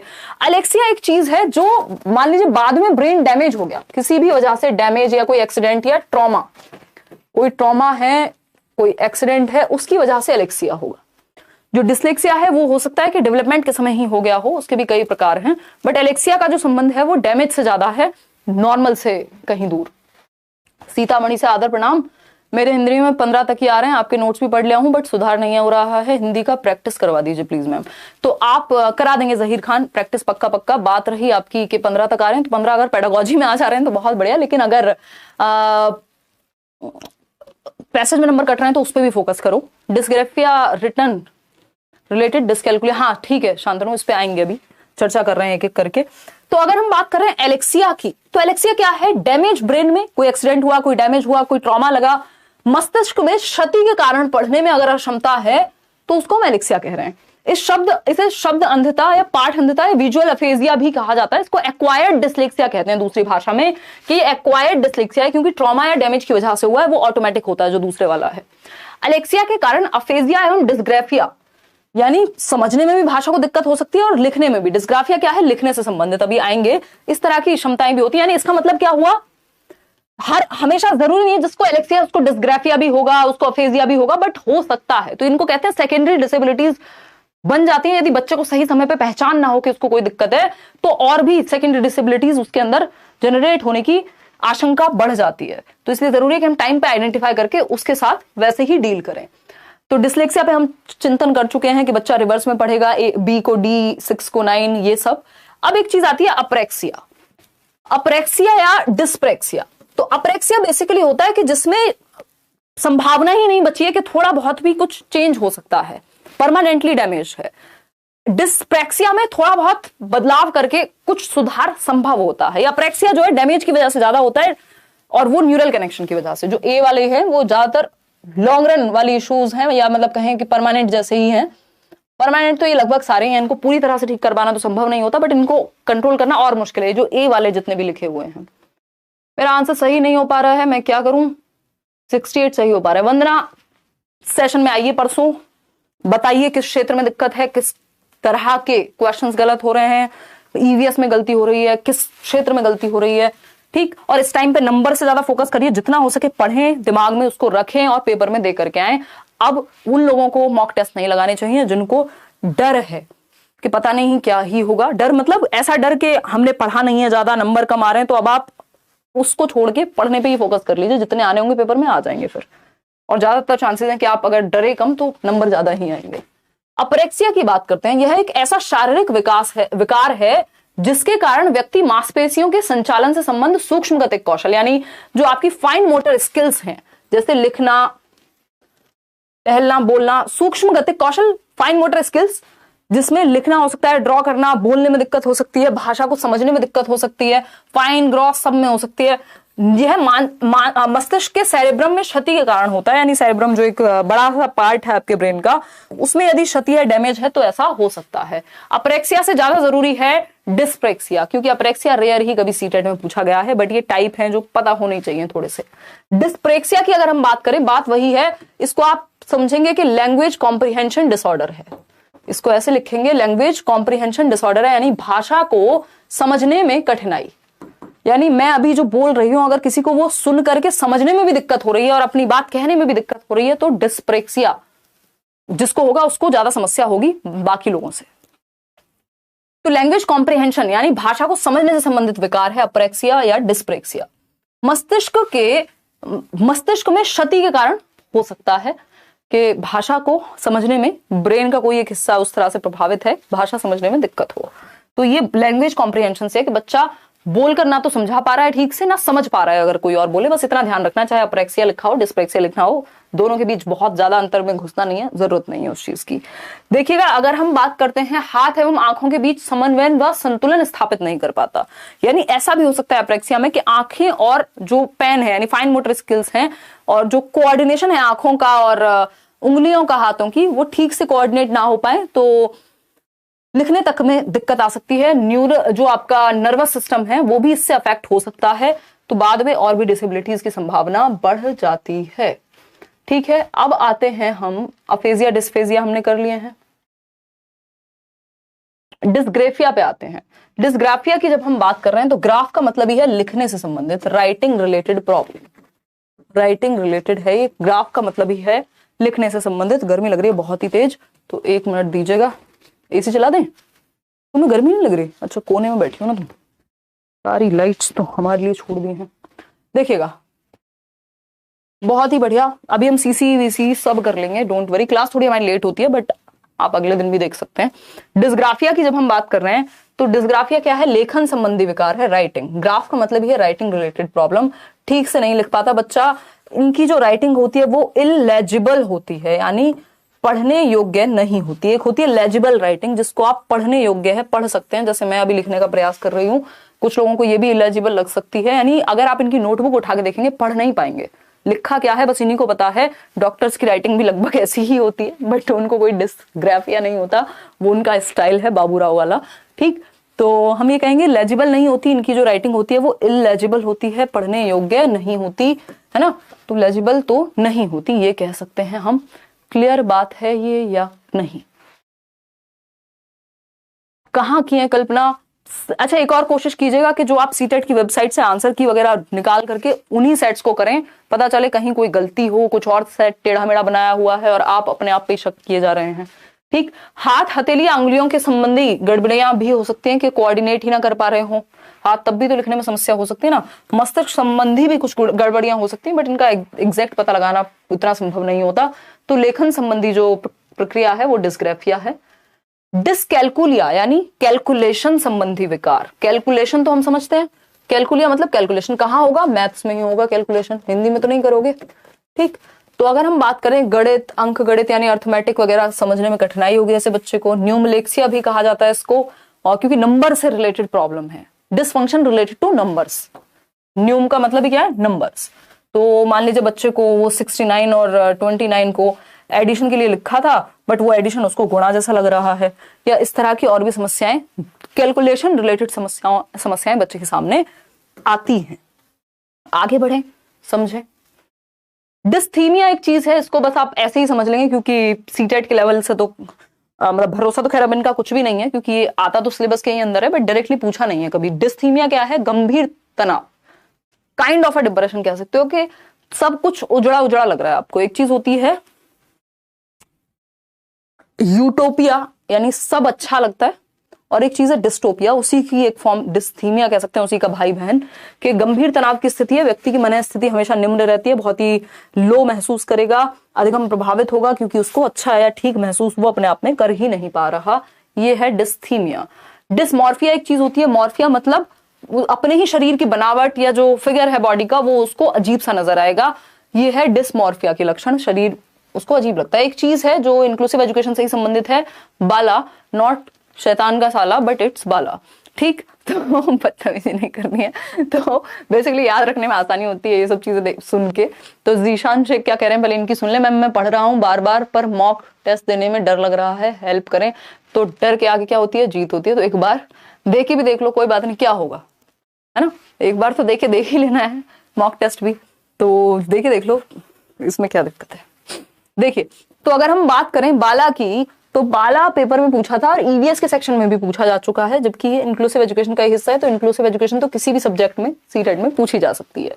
BALA, B for building, A for age, L for learning, A for aid. ठीक, तो बाला क्या है? बिल्डिंग एज लर्निंग एड, यानी जो आपकी स्कूल की, आपके इंस्टीट्यूशन की बिल्डिंग है उसको लर्निंग एड के रूप में यूज कर रहे हैं। एड क्या होता है? सहायक सामग्री जिसको हम कहते हैं। जैसे टीचिंग एड क्या हो सकता है? आप कोई पिक्चर दिखा दें, है ना, कोई चार्ट ले जाएं बना करके, कोई मॉडल ले जाएं क्लास में। आपने अपने टीचिंग ट्रेनिंग के दौरान अगर बस पेपर देके करने वाली टीचिंग ट्रेनिंग नहीं की है, थोड़ा रेगुलर वाली की है, तो उसमें लेकर के जाना ही पड़ता है, BTC, B.Ed, DLED, व्हाटएवर। तो ये क्या हुआ? नहीं तो इसके बारे में लिखा होगा फिर टीचिंग लर्निंग एड्स क्या होते हैं। तो एक तरह का लर्निंग एड है। और कैसा लर्निंग एड है? बिल्डिंग को ही लर्निंग एड बना दिया, यानी सहायक सामग्री किसको बना दिया? स्कूल की ही बिल्डिंग को। कैसे? आप देखते हैं आजकल जो फर्श है, यानी जो स्कूल का आपका जो फ्लोर है उसको ही यूज कर दिया, उस पर गिनतियां लिखी हुई हैं, सांप सीढ़ियां खेल रहे हैं बच्चे। तो बिल्डिंग को ही आप एक लर्निंग एड के रूप में यूज कर रहे हैं। आप पेपर देने जाते हैं, कई लोगों के साथ ये होता है, सेंटर पे क्लासरूम में अगर स्कूल में किसी सेंटर पड़ा हुआ है तो आपको भारत का मानचित्र बना हुआ मिल जाएगा दीवार पे, तो कई लोग तो वहीं से टेप देते हैं अगर कोई क्वेश्चन आ रहा हो तो। बिल्डिंग एज लर्निंग एड, यानी बिल्डिंग से बच्चा सीख रहा है, अगर वो आसपास बिल्डिंग के नजर मारे तो उसको बहुत कुछ सीखने को मिल जाएगा। ठीक है, तो बिल्डिंग को लर्निंग एड की तरह जब यूज किया जाए तो उसको हम बाला कहते हैं। ठीक, आप इस तरह से भी इसमें देख सकते हो, कुछ पिक्चर्स को मैंने ऐड किया है।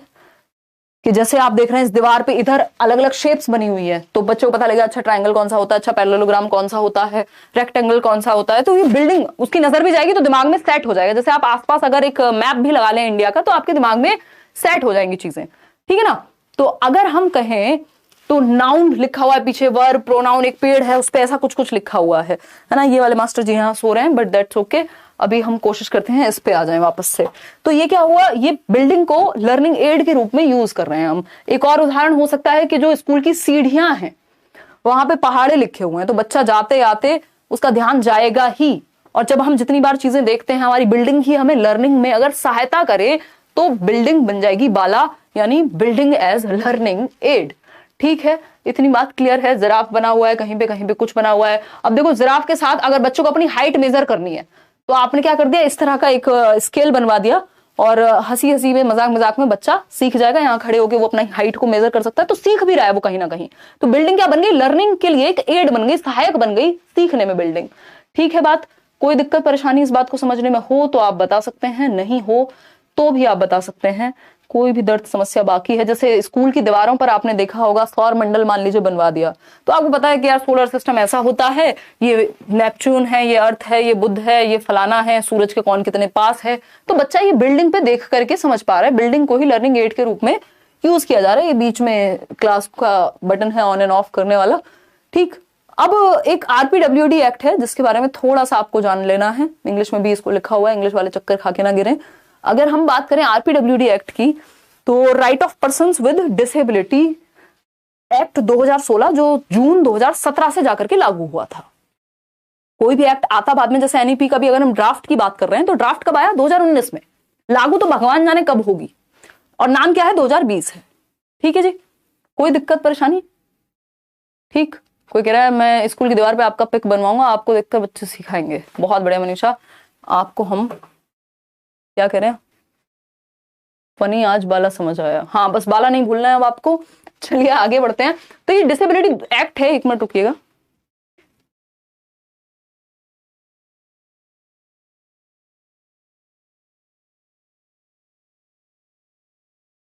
कॉफी आ रही है तुम्हारी? नहीं पियो पियो, शुगर पियो, भर के उसमें चीनी पी लो, घर में बना लो, कोई बात नहीं। गन्ना मिल भेज देते हैं तुम्हें, वहां से डायरेक्ट खा लेना ना। देखो एक बार अगर हम बात करें, देखिएगा, देखो 10th के परसेंटेज की बात नहीं की है केवीएस वाले एग्जाम में, 12th की बात की है।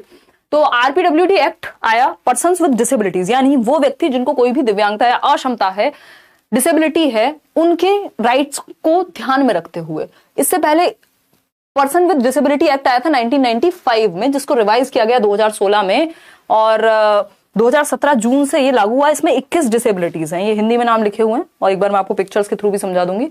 तो पार्किंसंस डिजीज है, ड्वार्फिज्म, बोनापन है, और भी चीजें हैं, उनको एक एक करके समझेंगे। अभी पहले थोड़ा सा इसके बारे में जान लेते हैं।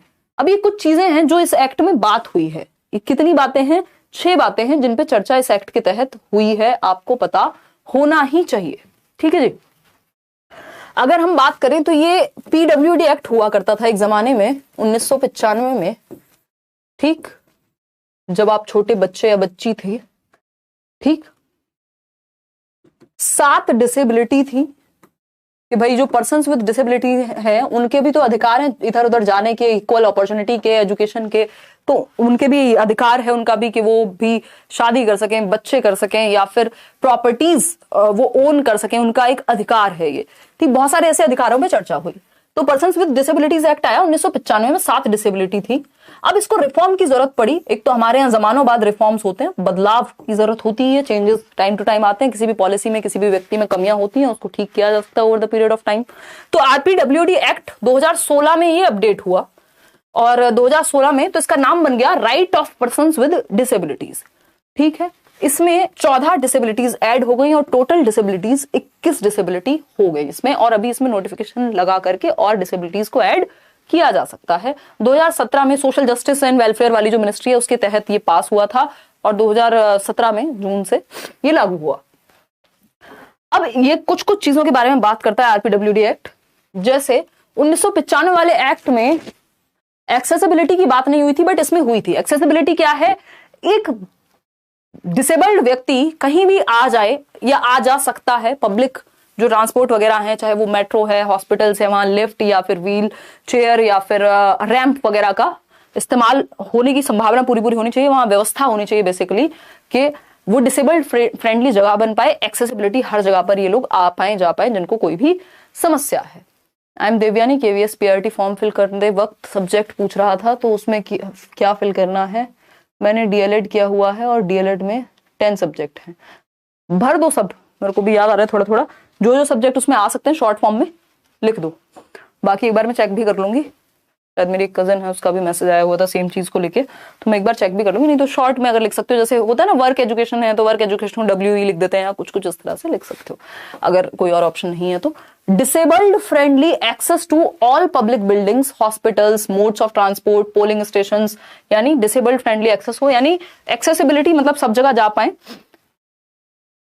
पाथ ब्रेकिंग फीचर क्या है इस एक्ट का कि जो रिजर्वेशन है उसको बढ़ाया गया गवर्नमेंट जॉब्स में, यदि आप मोर देन 40% डिसेबिलिटी रखते हैं तो आपके पास एक सर्टिफिकेट होगा, और 3% जॉब्स को पहले सिक्योर किया जाता था डिसेबल्ड लोगों के लिए, अभी 4% कर दिया गया उसको बढ़ा करके इस एक्ट के तहत। तो रिजर्वेशन बढ़ा, 3 से 4% बढ़ करके रिजर्वेशन गवर्नमेंट जॉब्स में हो गया। Persons with at least 40% of a disability are entitled to certain benefits, यानी मान लीजिए आपको देखने में दिक्कत है लेकिन वो दिक्कत जो है मोर देन 40% होगी, तब जाकर के आप RPWD एक्ट के तहत आएंगे, या आपके अंदर उस डिसेबिलिटी को, आप जितने भी बेनिफिट्स हैं इसके अंदर वो ले पाएगा एक व्यक्ति, क्योंकि मोर देन 40% डिसेबिलिटी है तो यानी दिक्कत ज्यादा होगी। Violation of any provision of the act is punishable, यानी दंड मिलेगा यदि आप इस एक्ट का पालन नहीं करते हैं। New disabilities can be added by notification. तो ये छोटी छोटी बट मोटी बातें थी जो आपके लिए जरूरी है इस एक्ट के बारे में जानना। अगर आप 1995 के एक्ट की बात करेंगे तो ये 7 डिसेबिलिटीज में दुनिया समाहित हो गई थी कि ब्लाइंडनेस था, लो विजन था, लेप्रोसी क्योर्ड, जो मिर्गी वाली जो समस्या है, हियरिंग इंपेयर्ड लोग थे, लोकोमोटर जिसको चलने फिरने में दिक्कत होती है, मेंटल रिटार्डेशन MR जिनको हम कहते हैं कि बिल्कुल IQ जो है 25 वाली स्थिति पे है, या मेंटल इलनेस की समस्या है। तो ये सारे 7 चीजें थी सिर्फ 1995 में, लेकिन ये 2016 वाले एक्ट में 21 डिसेबिलिटीज शामिल हैं, जिसमें आप देख रहे हैं कि स्पीच से लेके थैलेसीमिया, हीमोफीलिया जो ब्लड रिलेटेड प्रॉब्लम है, ड्वार्फिज्म, बोनापन, acid attack victims, Parkinson's disease, low vision, blindness, autism spectrum disorder. Autism में क्या होता है कि बच्चा एक समय पर ज्यादा देर तक बेसिकली वो सोशली बहुत ज्यादा घुल मिल नहीं पाता, रिपीटेटिव बिहेवियर करता है, अगर सराउंडिंग में थोड़ा बहुत भी चेंज हो तो परेशान हो जाएगा। ये सारी चीजें ऑटिज्म में होती हैं। अब अगर आप इन डिसेबिलिटीज को एक बार ये PDF अगर नहीं शेयर किए तो मैं कर दूंगी। वैसे KVS PRT सीटेट 2022 वालों को इक्विटी मिलनी चाहिए। शांतु नहीं है तो जिद वाली बात ज्यादा है यहाँ पे, क्योंकि ऐसा एक ही बार हुआ है आज तक और उसमें भी इनकी अपनी गलती थी। अब ये साफ साफ कह देंगे भैया तुम तो अपनी B.Ed वगैरह कर ही रहे हो ना टाइम से, तो इसमें हमारी क्या गलती अगर आप अपीयरिंग में हो तो, है ना। खैर इक्विटी ऐसे देखा जाए तो बहुत कुछ होना चाहिए, फिर कोरोना वालों को भी 2 साल मिलने चाहिए। देखिए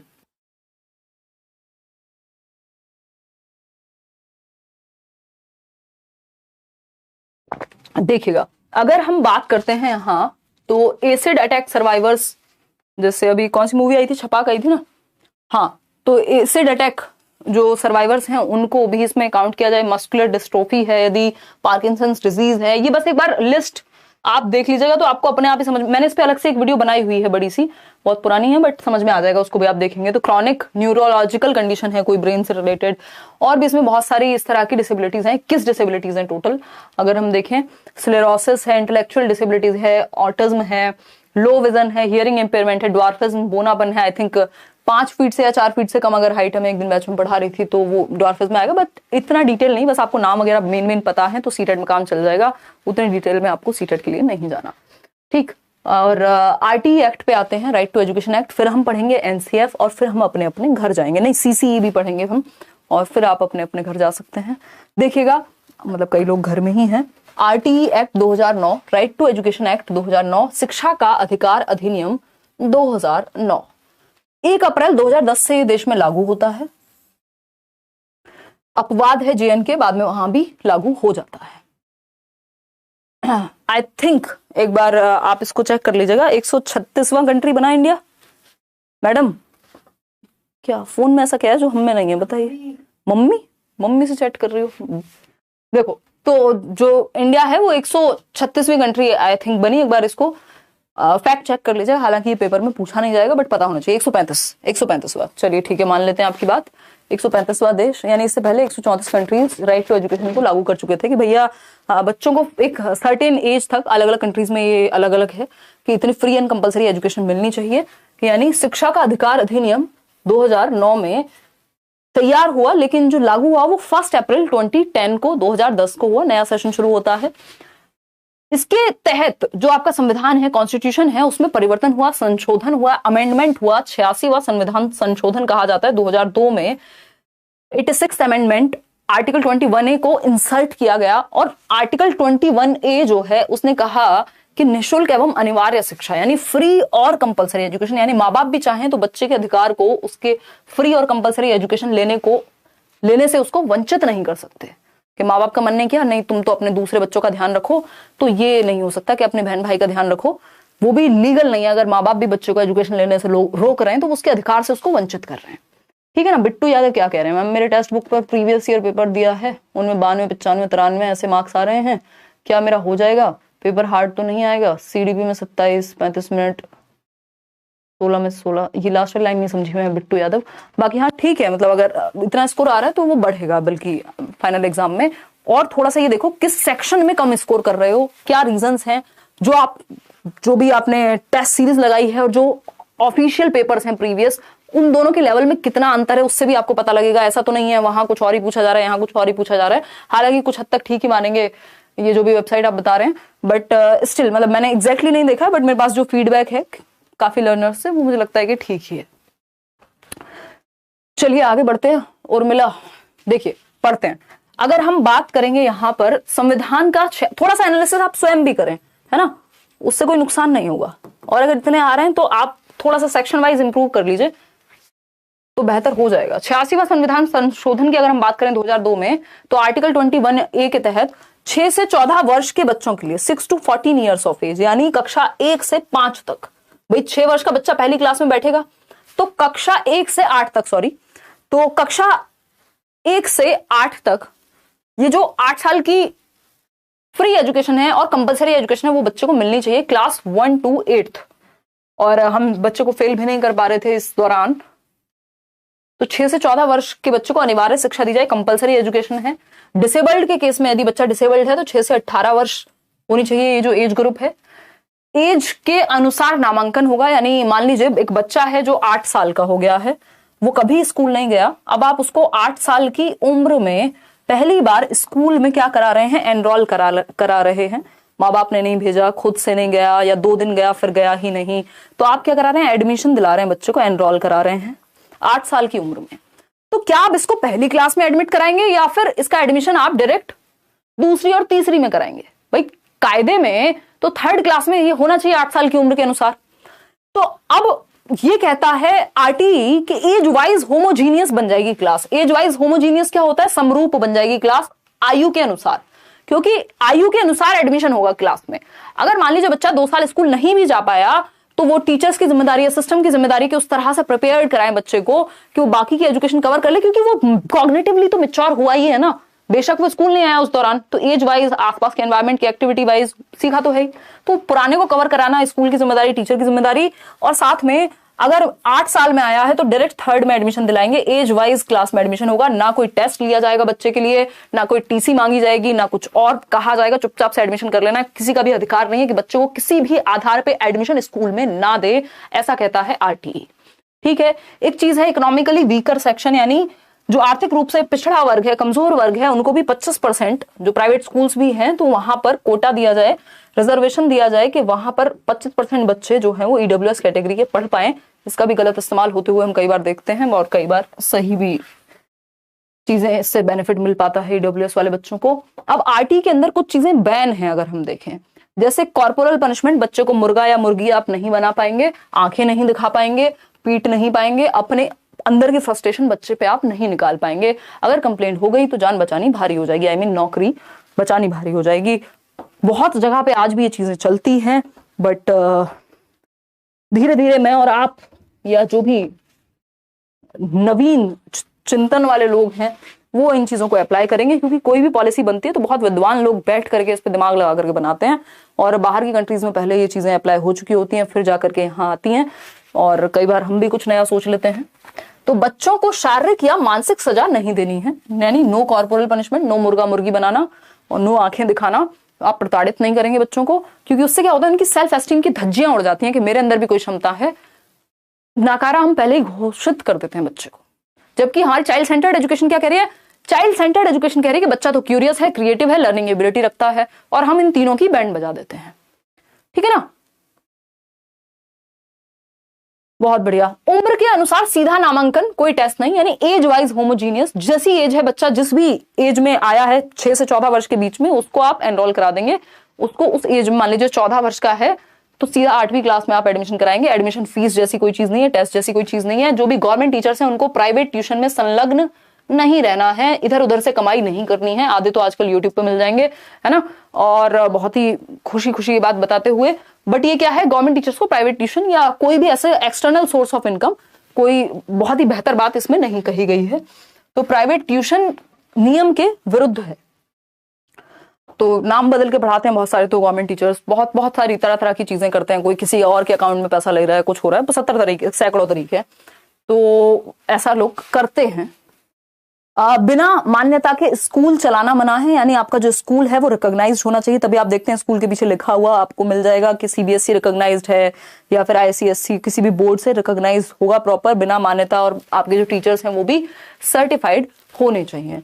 ठीक है, आगे बढ़िए। हमें मौका मिला था, हम तो कह दिए थे भाई हमको नहीं चाहिए, हमको यूट्यूब से ही कमा लेने, तो हमको नहीं चाहिए सरकार का पैसा। देखिए, अगर हम बात करें, यहाँ पे देखते हैं, अगर हम बात करें तो ये कुछ कुछ चीजों को प्रोहिबिट करता है। वो क्या है समझते हैं।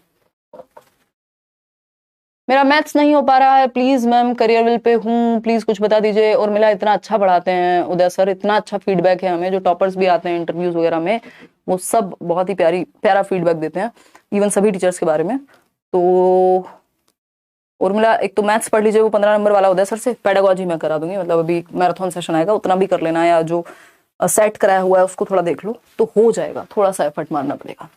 देखिएगा, आप समझते हैं हम ये क्या प्रोहिबिट करता है। फिजिकल और मेंटल हैरेसमेंट, बच्चों को आप तंग नहीं करेंगे।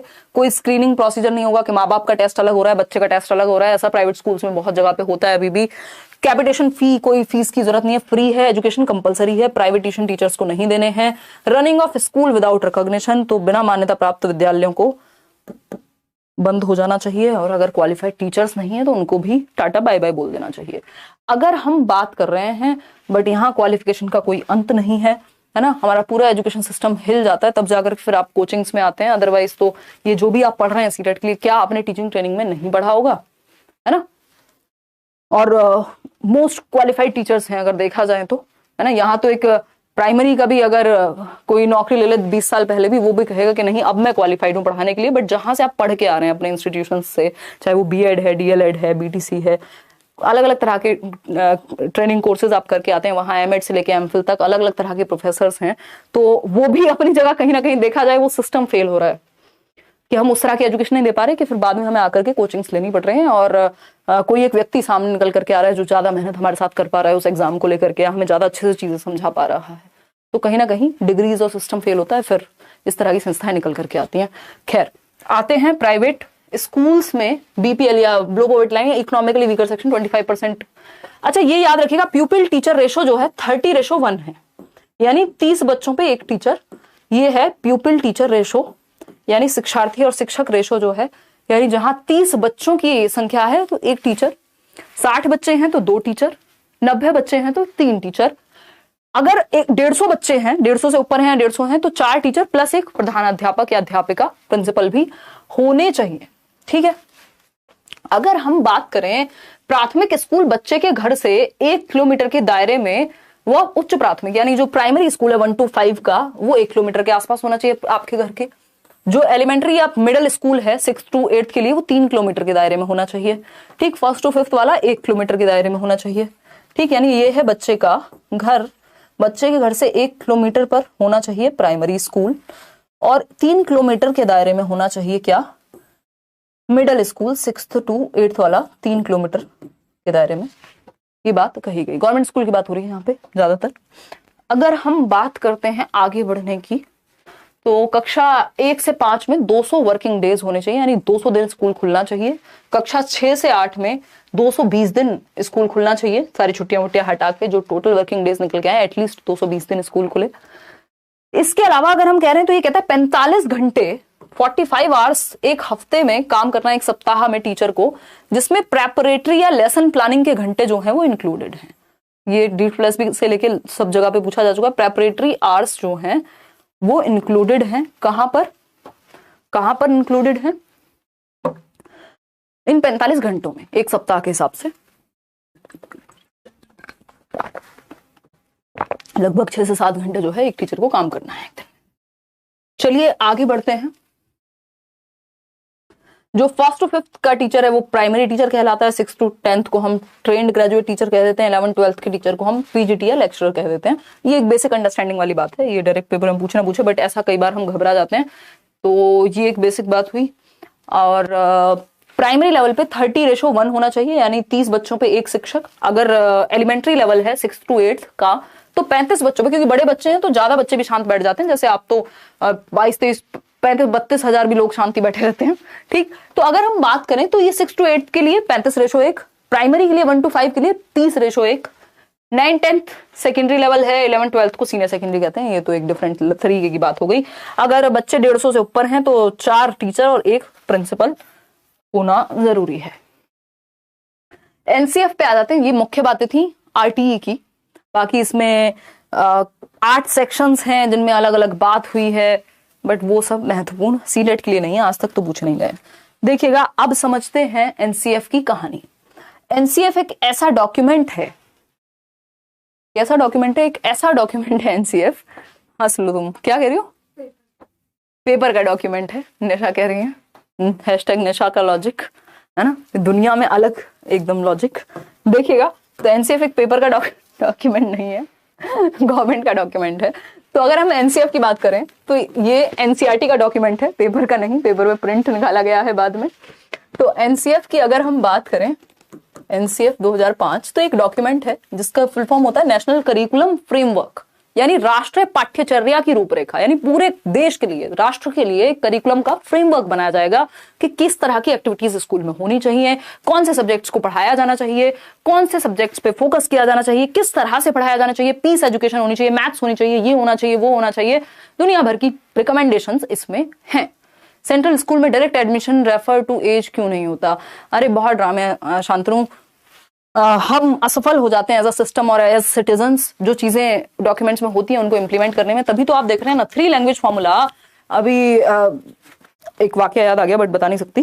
तो 3 लैंग्वेज फॉर्मूला कब से हम बात कर रहे हैं? 64 से, 1964 से, और आज तक नेशनल एजुकेशन पॉलिसी भी कह रही है अरे इसको ढो लो, अभी भी, मतलब ढोते रहो। NCF उससे पहले कह रहा था, उसके बाद लर्निंग विदाउट बर्डन से उस टाइम पे जो नई एजुकेशन पॉलिसी आई वो अलग कह रही थी। सब तो कह ही रहे हैं कि 3 लैंग्वेज फॉर्मूला को अप्लाई कर लो। हो कहां पा रहा है? तो कुछ हद तक हो पा रहे हैं, कुछ हद तक नहीं हो पा रहा। बहुत बड़ा देश है, बहुत सारी विभिन्नताएं हैं, तो वो धीरे धीरे जाके कहीं अप्लाई हो पाती हैं चीजें।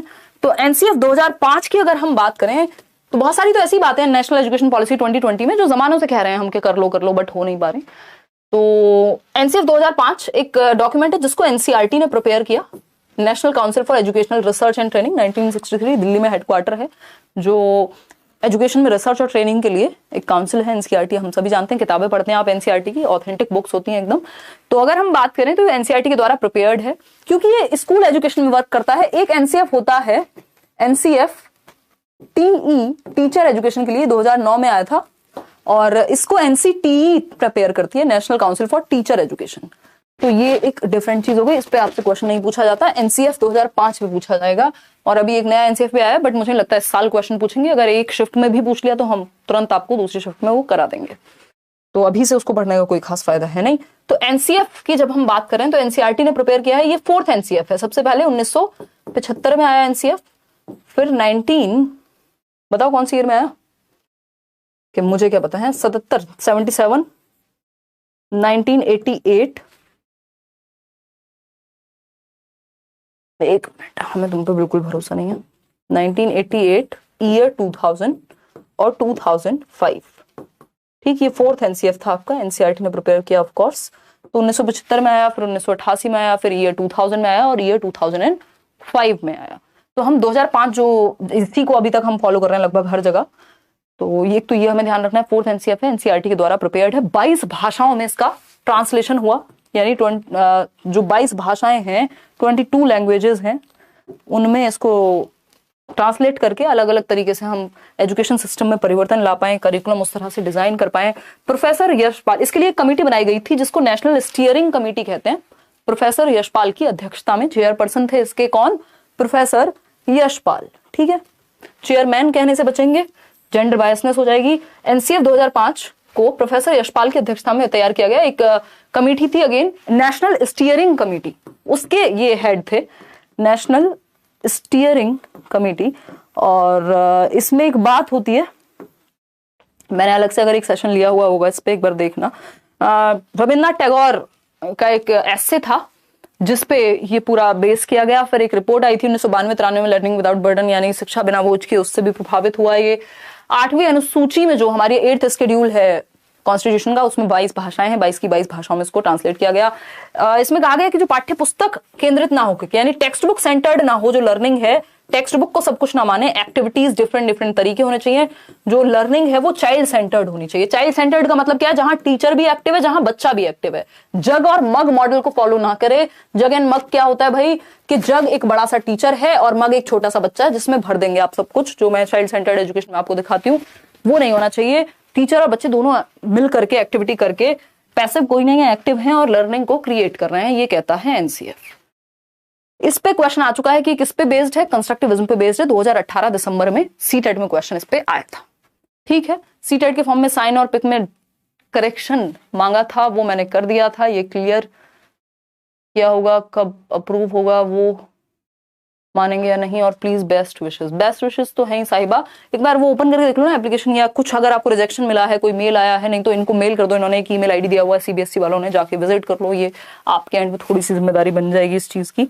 अगर फेल नहीं हुआ है तो फिर तो हो ही जाएगा। एनसीएफ 2005 में रचनावाद की समझ प्राप्त होती है, बेस्ड है किस पे? कंस्ट्रक्टिविज्म पे, रचनावाद पे। वही रचनावाद जिसको पियाजे और वाइगोस्की बिलोंग करते हैं, ब्रूनर बिलोंग करते हैं, यानी जो बच्चे को एक्टिव रखने पे फोकस करता है।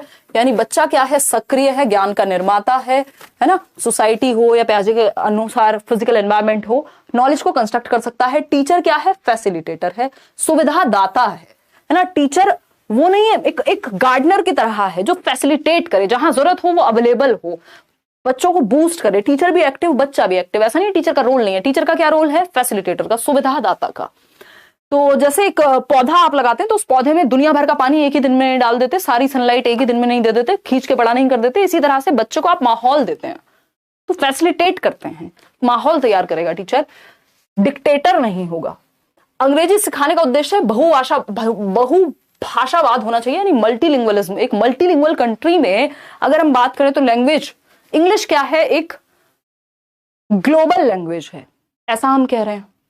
दूसरा, सेकंड लैंग्वेज है English as a normal thing. इसमें दो चीजें आती हैं, मैंने बहुत पहले कई बार डिस्कस कर चुकी हूं कि अगर आपसे मल्टीलिंगुअल कंट्री पूछा जाए तो आप कहेंगे ग्लोबल लैंग्वेज है इंग्लिश। और अगर आप ये कहें कि सेकंड लैंग्वेज के रूप में, वैसे हम इंग्लिश को पढ़ते हैं क्योंकि मातृभाषा तो है नहीं हमारी, तो ये दोनों ही बातें सही होती हैं। इस पर बहुत विवाद रहता था। लर्निंग बाय डूइंग पे फोकस करेगा ही कि बच्चा करके सीखे और बहुभाषिता, एक से अधिक भाषाएं बच्चा सीख पाए, चाहे वो अंग्रेजी हो या कोई भी भाषाएं हो, बाकी सबको बढ़ावा देना है। टेक्स्ट बुक सेंट्रिक ना होकर के क्लासरूम को चाइल्ड सेंटर्ड होना है। इसके कुछ 5 गाइडिंग प्रिंसिपल्स हैं। वो 5 गाइडिंग प्रिंसिपल्स कौन से हैं? कि एक तो लाइफ आउटसाइड द स्कूल, यानी जो बच्चा है उसकी बाहर की जीवन से जोड़िए ज्ञान को, जो वो रियल दुनिया में सीखता है वैसे एग्जाम्पल्स दीजिए। ठीक। और अगर हम बात करें रोट लर्निंग से दूर ले जाइए लर्निंग को, रट्टाफिकेशन, रटंत विद्या चलंत नहीं, क्या करिए? एक्टिविटी सेंटर्ड बनाइए। तीसरी चीज क्या है? करिकुलम को थोड़ा एनरिच्ड बनाइए, जो टेक्स्ट बुक के बाहर की दुनिया में जाए, सिर्फ रटने पे फोकस्ड ना हो। इसके अलावा फोर्थ क्या है? एक ऐसी आइडेंटिटी क्रिएट हो बच्चे की जो नेशन के लिए एक धरोहर के रूप में साबित हो, एसेट के रूप में साबित हो, डेमोक्रेटिक व्यक्ति बन पाए, अपनी बात कहना, दूसरों की बात सुन पाना, ये सारे गुण उसमें हो पाए। एग्जामिनेशन सिस्टम को फ्लेक्सिबल बनाइए, बच्चे को डर ना भर जाए उसके अंदर एग्जाम को लेकर के। तो क्या होना चाहिए? फ्लेक्सिबिलिटी होनी चाहिए, एक्टिविटीज से लेके अलग अलग तरह की चीजें जो भी हम रिफॉर्म्स एग्जामिनेशन में ला सकते हैं वो ला पाए। तो ये 5 हिंदी में गाइडिंग प्रिंसिपल्स हैं जिनको मैंने अभी आपको इंग्लिश में दिखाया था। मोनिका क्या कह रही है, मैम क्या आप केवीएस पीआरटी क्लास करियर पर बाइलिंगुअल लेंगी या सिर्फ इंग्लिश में लेंगी? मोनिका, जैसे क्लासेस चल रही हैं आपकी या चलती हैं जनरली, जिसमें मैं हिंदी अगर इंग्लिश यदि मैं प्रयोग कर रही हूँ, अभी मेरी स्पीड भी मैंने थोड़ी कम कर दी, अगर आप करियर पे देखेंगे थोड़ा डिटेल में चलते हैं, रुक रुक के चलते हैं, प्रॉपर समझते हैं, क्योंकि डेली क्लास होती है, समय बहुत है। तो उस केस में तो मेरी कोशिश रहती है कि हिंदी और इंग्लिश दोनों में समझ पाएं, लेकिन आप एक डेमो लेक्चर लेके देख लीजिएगा। अगर उसके बाद आपको लग रहा है कि आप नहीं समझ पा रहे हैं तो फिर आप प्लीज वहां एनरोल ना करें, क्योंकि इस चक्कर में कई लोगों में डर है बस हिंदी और इंग्लिश का। अदरवाइज नॉर्मल आम बोलचाल की भाषा में ही समझ रहे हैं हम। जैसे कुछ टेक्निकल वर्ड्स हैं जिनको हमें इंग्लिश में ही पढ़ना होता है, चाहे आप हिंदी मीडियम के भी हैं तब भी, तो वही भाषा रहेगी जिस तरह से मैं पढ़ाती हूँ। थोड़ा हिंदी इंग्लिश दोनों का ही कोशिश तो ये रहेगी ज्यादा से ज्यादा प्रयोग हो पाए, ठीक है ना। तो अभी एक सेशन होगा 12 या 13 को, मैं एक सेशन लूंगी, तो उसी तरह से फिर आपको आइडिया लग जाएगा कैसे पढ़ाई होने वाली है। राष्ट्रीय पाठ्यचर्या की रूपरेखा 2005 के मुख्य उद्देश्य वही कि ज्ञान जो स्कूल में या क्लास में पढ़ रहे हैं उसको बाहर के जीवन से जोड़ें, रटंत प्रणाली से दूर करें, मुक्त करें। पाठ्यचर्या पाठ्य पुस्तक केंद्रित न हो, एक्टिविटी सेंटर्ड हो, जो लर्निंग है विभिन्न प्रकार की गतिविधियों से जोड़ा जाए। राष्ट्रीय मूल्यों के प्रति आस्थावान विद्यार्थी पैदा हो जो नेशन के लिए एक रिसोर्स या एसेट का काम करें। तो ये कुछ बेसिक बातें, अगर इन 5 बातों को आप ध्यान में रख लेते हैं तो आपका एनसीएफ का क्वेश्चन गलत नहीं होता। और ये शिक्षा बिना बोझ के आभार की लर्निंग विदाउट बर्डन 1993 की रिपोर्ट थी जिसपे ये बेस्ड था एनसीएफ, ठीक है। चलिए आगे बढ़ेंगे। पोर्टफोलियो, अब ये सीसी की बात हो गई, 1 मिनट में समझा के और निकल जाएंगे हम। लास्ट टॉपिक है, फिर छुट्टी हो जाएगी आपकी। और इसी बात पे आप लाइक शेयर कर दीजिए अगर भूल गए हो, ना भी भूलें। वैसे मुझे खुद जब पढ़ाने की बात होती है तो ये सब याद रहता नहीं है। शांतनु क्या कह रहे हैं, big heart ma'am, after KVS PRT selection it's my dream to share my experience on interview with you. Shantanu बिल्कुल कोशिश पूरी रहेगी, सबका इंटरव्यू हम नहीं ले पाते हैं, बट बिल्कुल कोशिश रहेगी। आपकी स्टोरी अगर इंटरेस्टिंग है या आप 2-4 बार मेल कर देते हैं सही समय पे तो कोशिश रहती है और कि हम सेशन ले पाए, या एक फॉर्म भी फिल करने का ऑप्शन होता है उस टाइम पे। अब लास्ट टॉपिक है आज का, और शांतनु एक कोर्स की फीस आपने आज सुपर चैट कर करके बहा दी है। थोड़ा पैसे को बचा के रखो यार, हैं ऐसी तो क्या ही बात हो गई, बहुत पैसा है, जिंदगी कम है, जिंदगी क्या क्या बोलती थी मैं, जिंदगी कम पैसा बहुत, समथिंग ऐसा ही कुछ होता था, है ना। हाँ, एक डायलॉग होता था कॉलेज के टाइम पे, पैसा होता नहीं था वैसे सच में तब, है ना।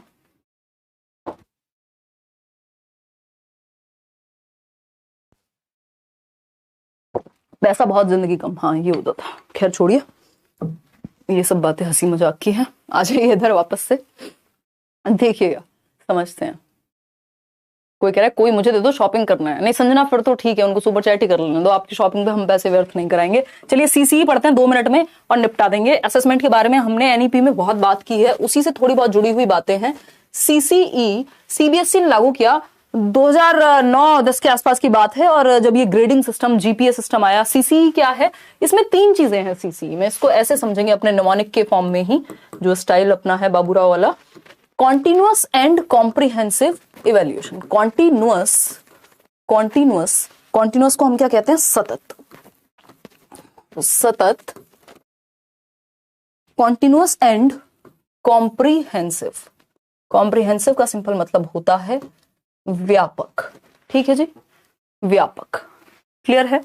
अगर हम बात करते हैं, करवाली बेइज्जती हो गई खुश, ये कोई तो कह रहा है, आपस में एक दूसरे को कहते रहते हैं कि इसका फ्री क्लास चलाइए। यार मैं आपको तरीके सारे बता दूंगी, लेकिन बीच में सीटेट है तो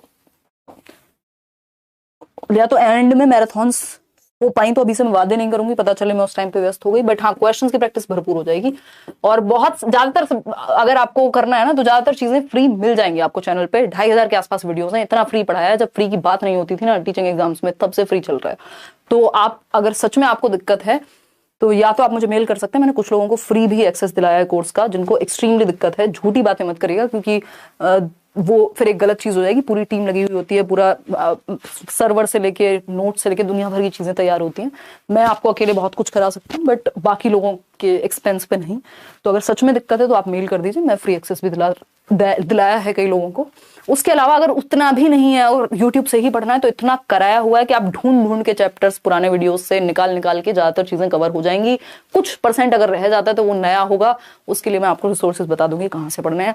और अगर फिर भी पेडागोजी पढ़ना है तो पेडागोजी स्पेशल बैच KVS के लिए आया हुआ है, 800 का बैच है, 1650 रुपए फीस है एग्जाम के फॉर्म भरने की। आज ही मुझे किसी ने बताया बैच में कि वो 1500 रुपए लेकर के गई थी अपनी मदर के साथ, अर्चना नाम था उनका, और उसमें टैक्स वैक्स लग जाता है, फिर पेपर जो आपका फाइनल पेमेंट होता है, तो वो 1650 रुपए में फॉर्म भरा गया। वो बैंक पे डिपेंड करेगा कितनी कितनी फीस है किस बैंक की, KVS का। तो फॉर्म भरने के पैसे 1650 हैं। बैचेस आपको 800 और 2000 में मिल रहे हैं, जिसमें 10-10, 12-12 टीचर, नोट्स और दुनिया भर की चीजें हैं। ठीक, चलिए समझते हैं। तो इवेल्युएशन कॉन्टिन्यूअस एंड कॉम्प्रिहेंसिव, अब बीच में मत बोलिएगा, लास्ट में बातें करेंगे। कॉन्टिन्यूअस एंड, तुम्हें क्या लगा तुम्हें बोल रही हूँ, सतत एवं, इंसान को पता होता है अपने लक्षणों का, सतत एवं व्यापक मूल्यांकन। सतत एवं व्यापक मूल्यांकन। व्यापक का मतलब क्या है, यानी सभी पक्षों में, सभी पहलुओं में। ठीक, कॉम्प्रिहेंसिव का मतलब क्या है, होलिस्टिक। होलिस्टिक में क्या आ गया, सर्वांगीण, जिसको हम हिंदी में कह रहे हैं। ये आपने अपने BEd में, DLEd में, हर सब्जेक्ट में पढ़ा है, बोर हो जाते थे पढ़ पढ़ के। EVS में भी यही लिख के आना है, CDP में भी यही लिख के आना है, मैथ्स में भी यही लिख के आना। CCE ऐसा टॉपिक है जो सब में कॉमन है, और आज आप CTET में देखते हैं सभी में कॉमन आता ही है। तो अगर हम बात करें होलिस्टिक की, तो इसमें एक होता है स्कोलैस्टिक पक्ष, यानी शैक्षिक पक्ष, जो पेन और पेपर से संबंधित है। स्कोलैस्टिक एस्पेक्ट, जिसको हम शैक्षिक पक्ष कह रहे हैं, जिसमें पेन पेपर टेस्ट होगा, है ना, मेमोरी बेस्ड चीजें भी होंगी, मैथ से जो भी है। और दूसरा है आपका को स्कोलैस्टिक पक्ष। को स्कोलैस्टिक पक्ष, को स्कोलैस्टिक यानी सह शैक्षिक पक्ष, सह शैक्षिक पक्ष। ठीक, अब को स्कोलैस्टिक क्या है भाई, जितने भी करिकुलर और को करिकुलर एक्टिविटीज है ना, स्कोलैस्टिक मतलब पढ़ना लिखना, कॉग्निटिव एस्पेक्ट से जितनी भी चीजें जुड़ी हुई हैं। को स्कोलैस्टिक क्या है, स्पोर्ट्स हो सकता है, ड्राइंग हो सकती है, पेंटिंग हो सकता है, म्यूजिक हो सकता है, कुछ और में आप अच्छे हो सकते हैं। तो बच्चे के दोनों ही पक्ष में उसका आकलन करना है। सिर्फ पेन पेपर में जो लास्ट दिन वो लिख करके आ गया उसी पे नहीं, वो बाकी पक्षों में कैसा है, उसका संज्ञानात्मक पक्ष, उसका अफेक्टिव पक्ष, उसका साइकोमोटर डोमेन, सब में कैसा है।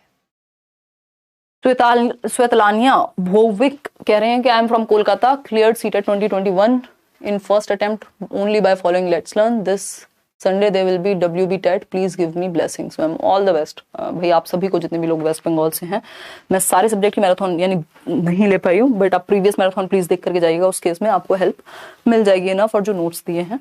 ठीक, अगर हम बात करें स्कोलैस्टिक प्लस को स्कोलैस्टिक मिल करके होलिस्टिक बनता है, सर्वांगीण बनता है, 360 डिग्री बनता है। तो कॉम्प्रिहेंसिव का मतलब यहाँ सभी पक्षों से है, ऑल एस्पेक्ट से है। कॉन्टिन्यूअस का मतलब है कि लगातार, कॉन्टिन्यूअस टीचिंग लर्निंग प्रोसेस के दौरान ही आप बच्चे का आकलन करते रहें। आकलन या मूल्यांकन की जरूरत क्या होती है कि आपको फीडबैक मिले कि जो आप पढ़ा रहे हैं, जो आप सिखा रहे हैं और बच्चे सीख रहे हैं, क्या वो काम का है, उसके ऑब्जेक्टिव्स कितने अचीव हो पा रहे हैं।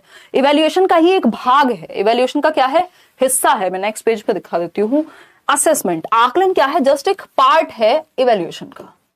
असेसमेंट यानी आकलन, तो आकलन एक हिस्सा है मूल्यांकन का। आकलन हम फीडबैक की तरह यूज करते हैं। अभी assessment for learning, as learning, of learning पे भी आएंगे। और इवैल्यूएशन एक बड़ा सर्कल है जिसके अंदर समाहित हो जाता है असेसमेंट। तो असेसमेंट जनरली हम देखते हैं फीडबैक के लिए होता है, फीडबैक के लिए होता है। टीचिंग लर्निंग प्रोसेस में क्या इंप्रूवमेंट हो सकती है, कहां आपको बदलाव की जरूरत है, कहां बेहतरी कर सकते हैं, किन मेथड्स में परिवर्तन की जरूरत है, ये सब आकलन की प्रक्रिया के द्वारा होता है। आप बच्चे का टेस्ट ले रहे हैं, क्लास में कोई क्वेश्चन पूछ लिया, टीचिंग लर्निंग प्रोसेस चल रही है और टीचिंग लर्निंग प्रोसेस के दौरान ये होता है। ठीक है, तो ये सब क्या है, ये आकलन फीडबैक के लिए। ये ध्यान रखिएगा, आप फीडबैक के लिए ले रहे हैं, बच्चे को जज करने के लिए, उसको लेबल करने के लिए, उस पर ठप्पा लगाने के लिए नहीं ले रहे हैं। ये नेगेटिव वर्ड्स हैं, ठीक है ना, कोई दिक्कत नहीं है, कोई दिक्कत नहीं होनी चाहिए साहिबा। अगर ठीक से सबमिट हो गया था तो, अगर टाइम से नहीं आया एडमिट कार्ड तो पहुंच जाइएगा CBSE, या उनको मेल लिख दीजिएगा। अरे अगर नहीं होगा ना शांतनु, KVS में अगर सिलेक्शन हो गया तो सभी को दिल्ली में शानदार पार्टी, भले टॉप ना कर पाए तो शांतनु मेहनत करिए। अगर जैसा शब्द हट जाएगा फिर। अगर हम इवैल्यूएशन की बात कर रहे हैं तो इवैल्यूएशन में असेसमेंट भी शामिल है, तो इसमें जजमेंट प्लस इंप्रूवमेंट या फीडबैक दोनों शामिल होते हैं। अच्छा, एक बात ध्यान रखिएगा कि आप बच्चे का जो आकलन करते हैं उसको टेस्ट करते हैं इसलिए कभी नहीं करते कि लेबल करें, उस पर ठप्पा लगाएं, ये पुअर है, ये बिल्कुल खराब है पढ़ने में, ये एक्सीलेंट है, ये इतने % लाता है, ये नहीं करना है। फीडबैक के लिए, इंप्रूवमेंट के लिए हमें कोशिश करनी है। ठीक, जजमेंट के लिए इवैल्यूएशन में जजमेंट भी शामिल है, इंप्रूवमेंट भी शामिल है, इसमें दोनों चीजें शामिल होती हैं। लेकिन जनरली कभी भी पेपर में ऐसा नहीं होगा कि जजमेंट के लिए इवैल्यूएशन की बात भी करे, वो इंक्लूडेड है उस चीज में। अब असेसमेंट में भी हम 3 प्रकार से पढ़ते हैं चीजें। असेसमेंट को भी 2 प्रकार में बांटा हुआ है, एक है फॉर्मेटिव असेसमेंट, दूसरा है सम्मेटिव असेसमेंट। असेसमेंट यानी आकलन। अब ये जो फॉर्मेटिव असेसमेंट है, FA बोल रहे हैं रचनात्मक आकलन, और दूसरा है सम्मेटिव असेसमेंट जिसको हम योगात्मक आकलन बोल रहे हैं। जनरली जो इनकी अब तो वैसे टर्म 1 टर्म 2 आ गए, बट आपका पेपर अभी भी यही कह रहा है कि 60% जो है वो वैल्यू है SA1 और SA2 की, और FA जो कि 4 होते हैं साल में, उनकी वैल्यू है 10% के हिसाब से 40%। ठीक है, इसमें ये फीडबैक के लिए लिया जाएगा और वो जजमेंट के लिए लिया जाएगा। जो FA है वो फीडबैक के लिए, रचनात्मक का मतलब ये फीडबैक, इंप्रूवमेंट, इन सब के लिए। SA जो है वो जजमेंट के लिए लिया जाता है, इतने % आए, एंड में क्या रिजल्ट निकला उसके लिए, एंड रिजल्ट के लिए। ऐसे में आपका हाफ ईयरली और ईयरली एग्जाम या बोर्ड एग्जाम्स।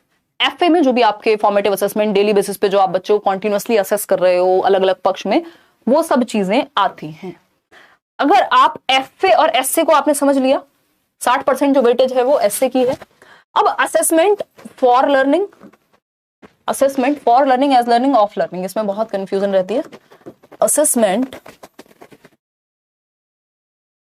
असेसमेंट यानी आकलन, सीखने के लिए आकलन, सीखने का आकलन, और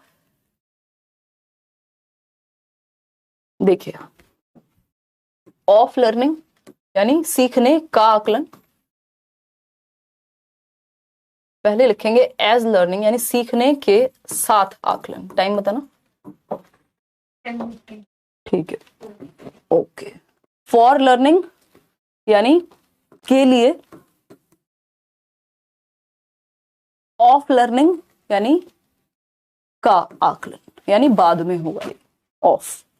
ठीक, तो एज लर्निंग की जब भी बात होती है, एज का मतलब ये सेल्फ असेसमेंट या पीयर असेसमेंट, यानी या तो बच्चा स्वयं का आकलन खुद कर रहा होगा, या फिर पीयर्स यानी उसके जो साथी समूह है, जो अभी आपकी NEP भी कह रही है, यही बात रिपीट होती है सब जगह, जो सहपाठी हैं, उसके क्लासमेट्स हैं, वो एक दूसरे की नोटबुक चेक कर रहे हैं या पूछ रहे हैं एक दूसरे से क्वेश्चंस, फिर एक दूसरे को रेट कर रहे हैं।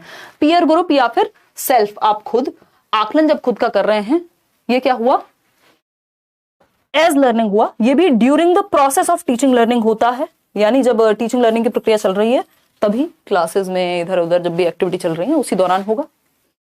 उदय सर की क्लास है 11 से 1 संडे को ऑफलाइन, आप बिल्कुल आ सकते हैं, उनका सर खा सकते हैं, आई मीन उनसे कितने भी क्वेश्चंस पूछ सकते हैं, है ना कंचन। मेरी 1 से 4 है और उनकी कितने से कितने हैं, 11 से 1। ठीक है, चलिए और समझते हैं फॉर लर्निंग क्या कहानी है भाई। आप सारे डाउट्स अपने लेके आ सकते हैं सीटेट के रिगार्डिंग। फॉर लर्निंग बस उठ के नहीं आना है सीट से, क्योंकि मिसमैनेजमेंट हो जाता है कोशिश करनी है, वहीं से पूछ लेना है, माइक दे देंगे आपको।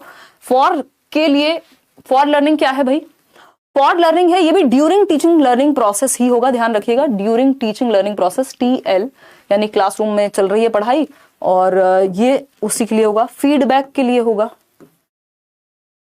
इंप्रूवमेंट के लिए होगा। अगेन इसमें टीचर और लर्नर दोनों आ सकते हैं, यानी टीचर भी शामिल हो सकता है और लर्नर भी जहां जरूरत पड़े। इसमें क्या होता है, मान लीजिए आपकी क्लास शुरू हो गई है या बीच में टीचर ने कोई क्वेश्चन पूछ लिया, शुरुआत में कोई क्वेश्चन पूछ लिया, तो ये फॉर लर्निंग है। जो FA का पार्ट होते हैं, एज भी और फॉर लर्निंग भी, असेसमेंट फॉर लर्निंग भी और असेसमेंट एज लर्निंग भी, फॉर्मेटिव असेसमेंट रचनात्मक आकलन। यहाँ पेन पेपर से ज्यादा एक्टिविटी बेस्ड आकलन होगा। और अगर हम बात कर रहे हैं ऑफ लर्निंग की, तो ये सम्मेटिव का पहलू है, यानी ये सम्मेटिव आकलन के अंदर आता है, ये जजमेंट के लिए कहीं ना कहीं होगा, फीडबैक से ज्यादा। भाई आपका अगर पेपर सीटेट का फाइनल हो गया, जिस दिन आप दे करके आ गए, तो ऑफ लर्निंग हो गया ना, आज तक की जितनी लर्निंग थी सब पता लग जाएगा, रिजल्ट आ जाएगा, बात खत्म, उनको नहीं फर्क पड़ता कैसे सीखा। तो कैसे सीखा, फॉर लर्निंग और एज लर्निंग में ध्यान दिया जाता है। जैसे आप अभी सीख रहे हैं, आपका कोई डाउट है, आपने पोल में गलत जवाब दे दिया, दुनिया तो खत्म नहीं हो रही, फीडबैक के लिए है, फॉर लर्निंग है। मैंने आपसे बीच में कोई क्वेश्चन पूछ लिया, फॉर लर्निंग है। आप खुद से कोई क्वेश्चन पूछ रहे हैं, एज लर्निंग है। लेकिन फाइनल रिजल्ट के लिए जब पूछा जा रहा है, फाइनल पेपर है, जजमेंट के लिए है, इतने % नंबर दिया जाएगा, तो वो एस से है, ये पेन पेपर टेस्ट होगा। बाकी जो है फॉर और एज, ये एक्टिविटी बेस्ड होंगे, है ना। ये पेपर पेंसिल टेस्ट जिसको हम कहते हैं, एस से पेपर पेंसिल टेस्ट होगा। आप किसी को इसके रिगार्डिंग कोई भी डाउट है, क्योंकि ऐसे बात तो इस पे कितनी भी देर की जा सकती है, बट जो महत्वपूर्ण पॉइंट्स हैं वो यही है। याद रखिएगा, हम आकलन इसलिए करते हैं, जो टीचिंग लर्निंग ऑब्जेक्टिव्स हैं, जो लर्निंग के उद्देश्य हैं, कि भाई आप जब लेसन प्लान भी बनाते हैं तो कुछ जनरल ऑब्जेक्टिव्स होते हैं, कुछ स्पेसिफिक ऑब्जेक्टिव्स होते हैं, विशिष्ट और सामान्य उद्देश्य होते हैं, कि भाई इस चैप्टर को पढ़ के बच्चा ये सीखेगा। जनरल ऑब्जेक्टिव क्या है, अच्छा इंग्लिश से उसकी इमेजिनेशन पावर अच्छी होगी, लैंग्वेज अच्छी होगी, फलाना अच्छा होगा, ढिमकाना अच्छा होगा। तो ये जो ऑब्जेक्टिव्स हैं, ये किस सीमा तक, किस हद तक अचीव हो पाए, इससे इसका पता आकलन लगाता है। तो ऑब्जेक्टिव्स के अचीव होने की जो बात है वो आकलन के द्वारा संभव होती है, या इवैल्यूएशन के द्वारा संभव होती है। क्लियर है बात। अब अगर हम बात कर रहे हैं तो आकलन के कुछ टूल्स होते हैं, जैसे कि पोर्टफोलियो, पेपर में पूछा ही जाता है, टेक्निक्स ऑफ असेसमेंट बोलते हैं। अगर आपने सेशन लिया होगा सीसीई वाला, टेक्निक्स, इससे खराब मैं नहीं लिख सकती, थोड़ा साफ लिख देती हूँ। टेक्निक्स ऑफ असेसमेंट यानी तकनीकें हैं आकलन की, टेक्निक्स ऑफ असेसमेंट, समझ जाइएगा। इसमें बहुत सारे तरीके हैं, सैकड़ों तरीके हैं। और टेस्ट के भी 2 टाइप है, एक स्टैंडर्डाइजेशन, एक teacher made test. Standard test कौन सा होता है, मैंने किसी मैराथन में आपके साथ डिस्कस किया था, दोबारा रिपीट अभी नहीं करूंगी। वैलिडिटी होती है, उसमें वैलिड होता है, रिलायबिलिटी होती है, ऑब्जेक्टिविटी पाई जाती है ना। जो स्टैंडर्डाइज टेस्ट होगा उसमें भी नॉर्म रेफरेंस टेस्ट है, केबीएस जैसा, जिसमें परसेंटेज मैटर करेगी, या D+B जैसा। और दूसरा है CRT, सीटेट या टेट जैसा, जिसमें सिर्फ क्वालिफाइंग है चीजें। तो ये स्टैंडर्डाइज टेस्ट के दोनों उदाहरण है। स्टैंडर्डाइज टेस्ट की प्रॉब्लम क्या है, ये इंडिविजुअल डिफरेंसेस, व्यक्तिगत विभिन्नताओं का ध्यान नहीं रख पाते, जबकि टीचर मेड टेस्ट फ्लेक्सिबल होते हैं, वो ध्यान रख पाते हैं। अगर टेक्निक्स की बात करें हम, असेसमेंट के बहुत तरीके हो सकते हैं, जिसमें से एक तरीका है पोर्टफोलियो। दूसरा तरीका क्या हो सकता है, बताइए जरा, बताइए मोहतरमा। छोड़ दिया तुम, दिमाग घर पे रख के आ गई, खत्म है। शादी कर रही हो तो ऐसे करोगी। ये देखो मैं जान के मजे ले रही हूँ, उसके कुछ नहीं कर रही है। बताओ बताओ फटाफट से बताओ, टेक्निक्स ऑफ असेसमेंट। चक्कर आ गए कई लोगों को ये सुनकर के हमारे आसपास, कोई बात नहीं, होता है। फटाफट से बताइए, बस आप सोने चले जाइएगा। ये लास्ट टॉपिक है पोर्टफोलियो करके, फिर आप सो सकते हैं। फिर मेटाकॉग्निशन, मेमोरी वाला क्वेश्चन, और एक और क्वेश्चन है आपका टाइप्स ऑफ प्ले, ये मैं किसी और दिन करा दूंगी, है ना।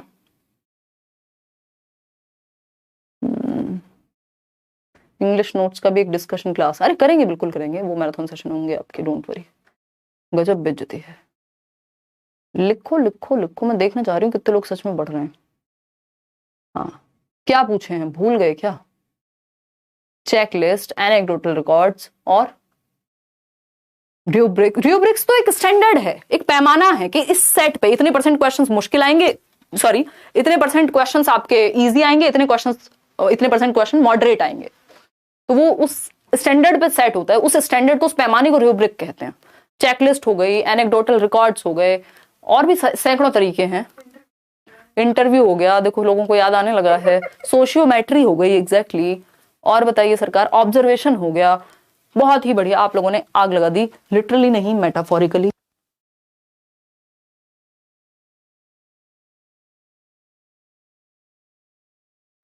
चलिए बहुत बढ़िया, हम समझ सकते हैं कि आप लोगों को कुछ कुछ बातें याद हैं।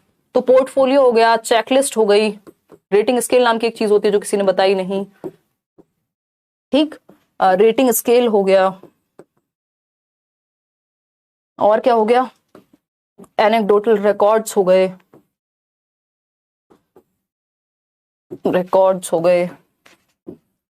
इंटरव्यू,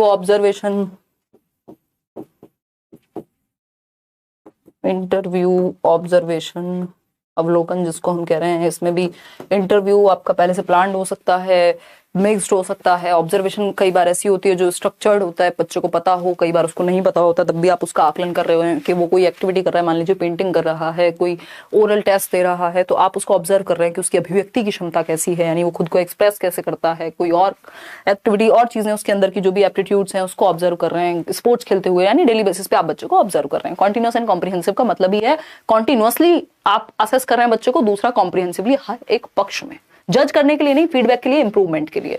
पोर्टफोलियो क्या है? एक तरह की फाइल है ना, आपके काले चिट्ठे हैं, आई मीन इसमें ज्यादातर अचीवमेंट्स शामिल होती हैं या कुछ जो भी विशेष है बच्चे के बारे में या जो भी उसने किया है वो सब इसमें इंक्लूडेड होगा। पोर्टफोलियो मान लीजिए किसी की शादी हुई होगी, आसपास आपने देखा होगा, तो एक एल्बम जिसको हम कहते हैं ना, तो वैसा है ये कि अच्छे अच्छे फोटोज तो बहुत सारे थे वहां। एक ड्यूरिंग द प्रोसेस, ये स्टेजेस में या चरण जितने भी स्टेप्स हैं अलग अलग लर्निंग के, उस पे जो भी खास चीजें हो रही हैं उनको यहाँ पे रिकॉर्ड कर लिया जाता है। ये आपका पिक्चर की फॉर्म में, वीडियो की फॉर्म में, अलग अलग फॉर्म में ये हो सकते हैं। तो अलग अलग जो चरण हैं अधिगम के उनको रिकॉर्ड किया जाता है पोर्टफोलियो के द्वारा। तो वो जो एल्बम है उसमें बहुत सारे फोटो क्लिक हुए होंगे, उनमें से कुछ 100, 200, 500 फोटोज उस एल्बम में होंगे, या वीडियो बहुत सारी फुटेज बनी होगी। यानी बच्चा एक्टिविटी तो बहुत सारी करता है, सारी एक्टिविटीज नहीं, बट जो जरूरी है या अलग अलग चरणों को दर्शाती हैं, ओवरऑल प्रोसेस को बताती हैं बच्चे की, और जो भी उसके बारे में विशेष चीजें हैं, किस चीज में वो अच्छा है, क्या है, वो सारी चीजें पोर्टफोलियो में होती हैं। और जैसे लोग मॉडलिंग के लिए जाते हैं तो अच्छे अच्छे फोटो खिंचवाते हैं, तो उस तरह से अचीवमेंट को यहाँ शामिल किया जाता है। ठीक, क्लियर है बात? कोई दिक्कत परेशानी तो नहीं है? नहीं है। चेकलिस्ट क्या है? चेकलिस्ट है कि मान लीजिए अच्छा बच्चे के बिहेवियर या सोशल लर्निंग में वो कैसा है, तो अच्छा ठीक जवाब दिया, चलो इसमें चेक लगा देते हैं, नहीं इस चीज में अच्छा है तो क्रॉस, या फिर मतलब जो जो चीजें उसमें हैं, जो जो विशेषताएं हैं, जिस भी एस्पेक्ट में आप उसको चेक कर रहे हैं उसमें तो टिक करेंगे या तो ब्लैंक छोड़ेंगे या क्रॉस लगाएंगे। अगर हम बात करें रेटिंग स्केल की, तो on a scale of 1 to 10 बच्चा बोलने में कैसा है, बच्चा दूसरों के साथ बिहेवियर में कैसा है, तो आप इस पे 5.5 रेट कर रहे हैं। पिज्जा भी मंगाते हैं तो वो रेटिंग स्केल मांगता है ना आजकल, तो स्विगी, जोमेटो और सारे ही जितने भी जगहें हैं फीडबैक देते हैं, तो रेटिंग स्केल पे आप on a scale of 1 to 10 कितना रेट करेंगे किसी बिहेवियर को। एक चीज होती है सोशियोमेट्री, कि बाकी बच्चों को कितना पसंद करते हैं या उनके साथ व्यवहार कैसा है, समाजमिति विधि कहते हैं इसको। जब हम मॉनिटर्स चूज कराते थे तो कहते थे कितने लोग वोट करेंगे इसको, तो जिसको ज्यादा वोट मिल रहे हैं, वो सोशियोमेट्री विधि का उदाहरण है कि बाकी बच्चों के साथ रिलेशन बच्चे के कैसे हैं। ठीक है, और अगर हम बात करते हैं किसकी, रेटिंग स्केल की, एनेक्डोटल रिकॉर्ड्स होते हैं, शॉर्ट में, कम शब्दों में, कुछ लाइंस में कोई एक घटना हुई, बच्चे ने दूसरे बच्चे का सर फोड़ दिया, मतलब जो कि नहीं फोड़ना चाहिए, कुछ और हो गया इस तरह का, कोई विशेष घटना हुई, किस दिन कोई बात हुई, तो वो इंसिडेंट्स होते हैं एनेक्डोटल रिकॉर्ड्स में। इंटरव्यू में तो आप बच्चे से डायरेक्ट Q&A कर ही सकते हैं। विश्वकर्मा प्रसाद कह रहे हैं, नमस्ते मैम, बिहार आरा से हूं मैम, फॉर लर्निंग में सेल्फ असेसमेंट हो सकता है क्या, जब ऑप्शन में फॉर लर्निंग और एज लर्निंग दोनों हो? Thanks a lot. तो फॉर लर्निंग में एज लर्निंग, यार इसका पार्ट एग्जैक्टली नहीं कहेंगे, बट अगर ऑप्शन में आपके पास ऑप्शन ही नहीं है तो फिर आप फॉर लर्निंग लगा सकते हैं, क्योंकि ये during the process of teaching learning हो रहा है ना। ये अपने आप में अलग टाइप है अगर वैसे आप देखेंगे तो, बट हाँ during the process of teaching learning ही होता है एज लर्निंग भी, तो जरूरत पड़े, मजबूरी आ जाए तो वैसा भी आप कर सकते हैं। बहुत बढ़िया, आप आरा से हैं विश्वकर्मा।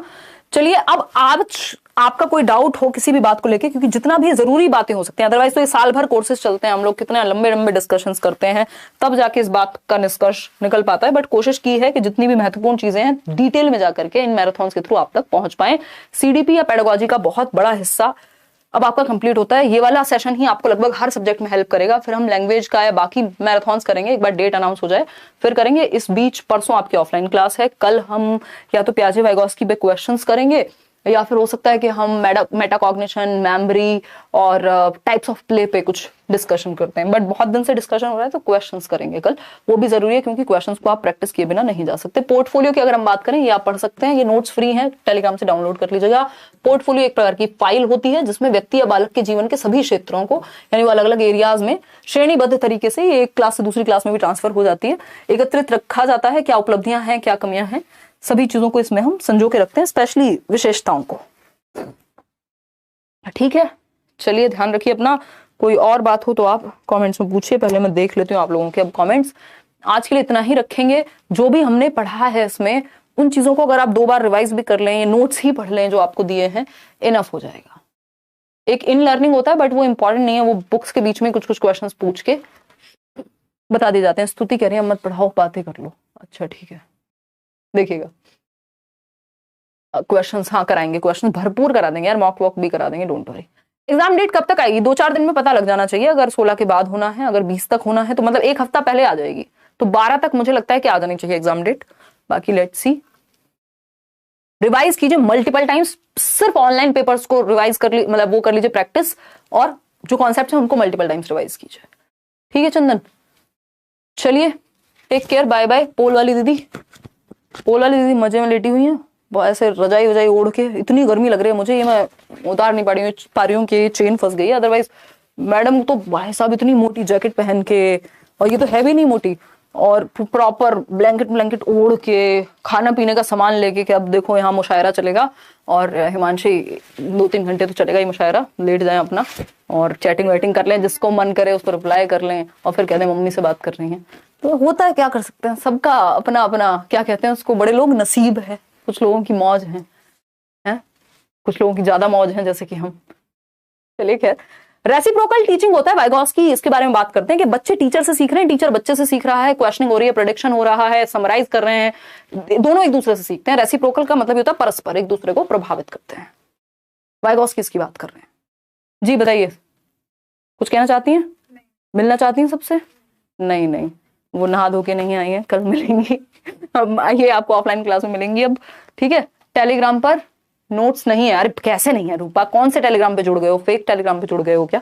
है Telegram let's learn squad, 7-7.5 lakh लोग हैं, किसी भी फेक चैनल से जुड़ेंगे तो वो तो पैसा भी मांग लेंगे, नोट्स भी नहीं देंगे, और देंगे तो पूरा नहीं देंगे। लाइक शेयर सब्सक्राइब आप कर दीजिएगा। टेलीग्राम चैनल ये है लेट्स लर्न स्क्वाड, 7.5 लाख के आसपास लोग हम लोग जुड़े हुए हैं। डिस्क्रिप्शन में या कमेंट सेक्शन में भी आपको मैंने एक लिंक दिया हुआ है, उस पर क्लिक करके पहुंच जाओ डायरेक्ट, और वहां से डाउनलोड कर लो। वहां सीडीपी के नोट्स हैं, हिंदी के नोट्स हैं, इंग्लिश के नोट्स हैं, पुराने इंग्लिश मीडियम के ईवीएस के भी नोट्स हैं, बट ईवीएस के फ्रेश नोट्स आपको जल्दी ही मिल जाएंगे, और मैथ्स पेडागोजी के भी।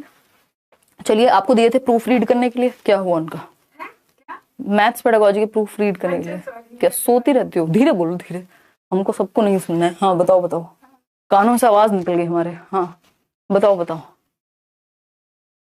कोई बात नहीं, होता है, ये कमेंट पढ़ के कहीं और ही चली गई हैं। चलिए ध्यान रखिए अपना, कल मिलेंगे 9 बजे। कल यार मैं थोड़ी सी बिजी हूँ, हो सकता है कल छुट्टी हो जाए, और हो सकता है कि हम क्लास आपकी रख लें। संडे को कोशिश रहेगी कि जो ऑफलाइन क्लास है उसको लाइव भी चलवा दे, बट उसमें थोड़ा डिस्टर्बेंस रहता है, लोग आते जाते रहते हैं, बातें होती है, Q&A होता है, दुनिया भर की चीजें होती हैं। तो खैर चलिए, टेक केयर, बाय बाय, धन्यवाद आप सभी का। कोई बात हो, आप अपने जो भी विचार हैं, फीडबैक है, जो भी आप कमेंट सेक्शन में बता सकते हैं। परसों मिलते हैं ऑफलाइन क्लास के अंदर, और जो लोग KVS बैच में एनरोल करेंगे एक वो बिल्कुल कर सकते हैं, जिनको अभी डेमो क्लास देख के करना है वो तब भी कर सकते हैं। इसके अलावा और क्या कहें आपसे, पेडागोजी स्पेशल भी सिर्फ KVS के लिए निकला हुआ है, उसमें भी आप एनरोल कर सकते हैं अगर आप इच्छुक हैं। चलिए आज के लिए इतना ही रखेंगे। Thank you so much, bye bye, take care, good night.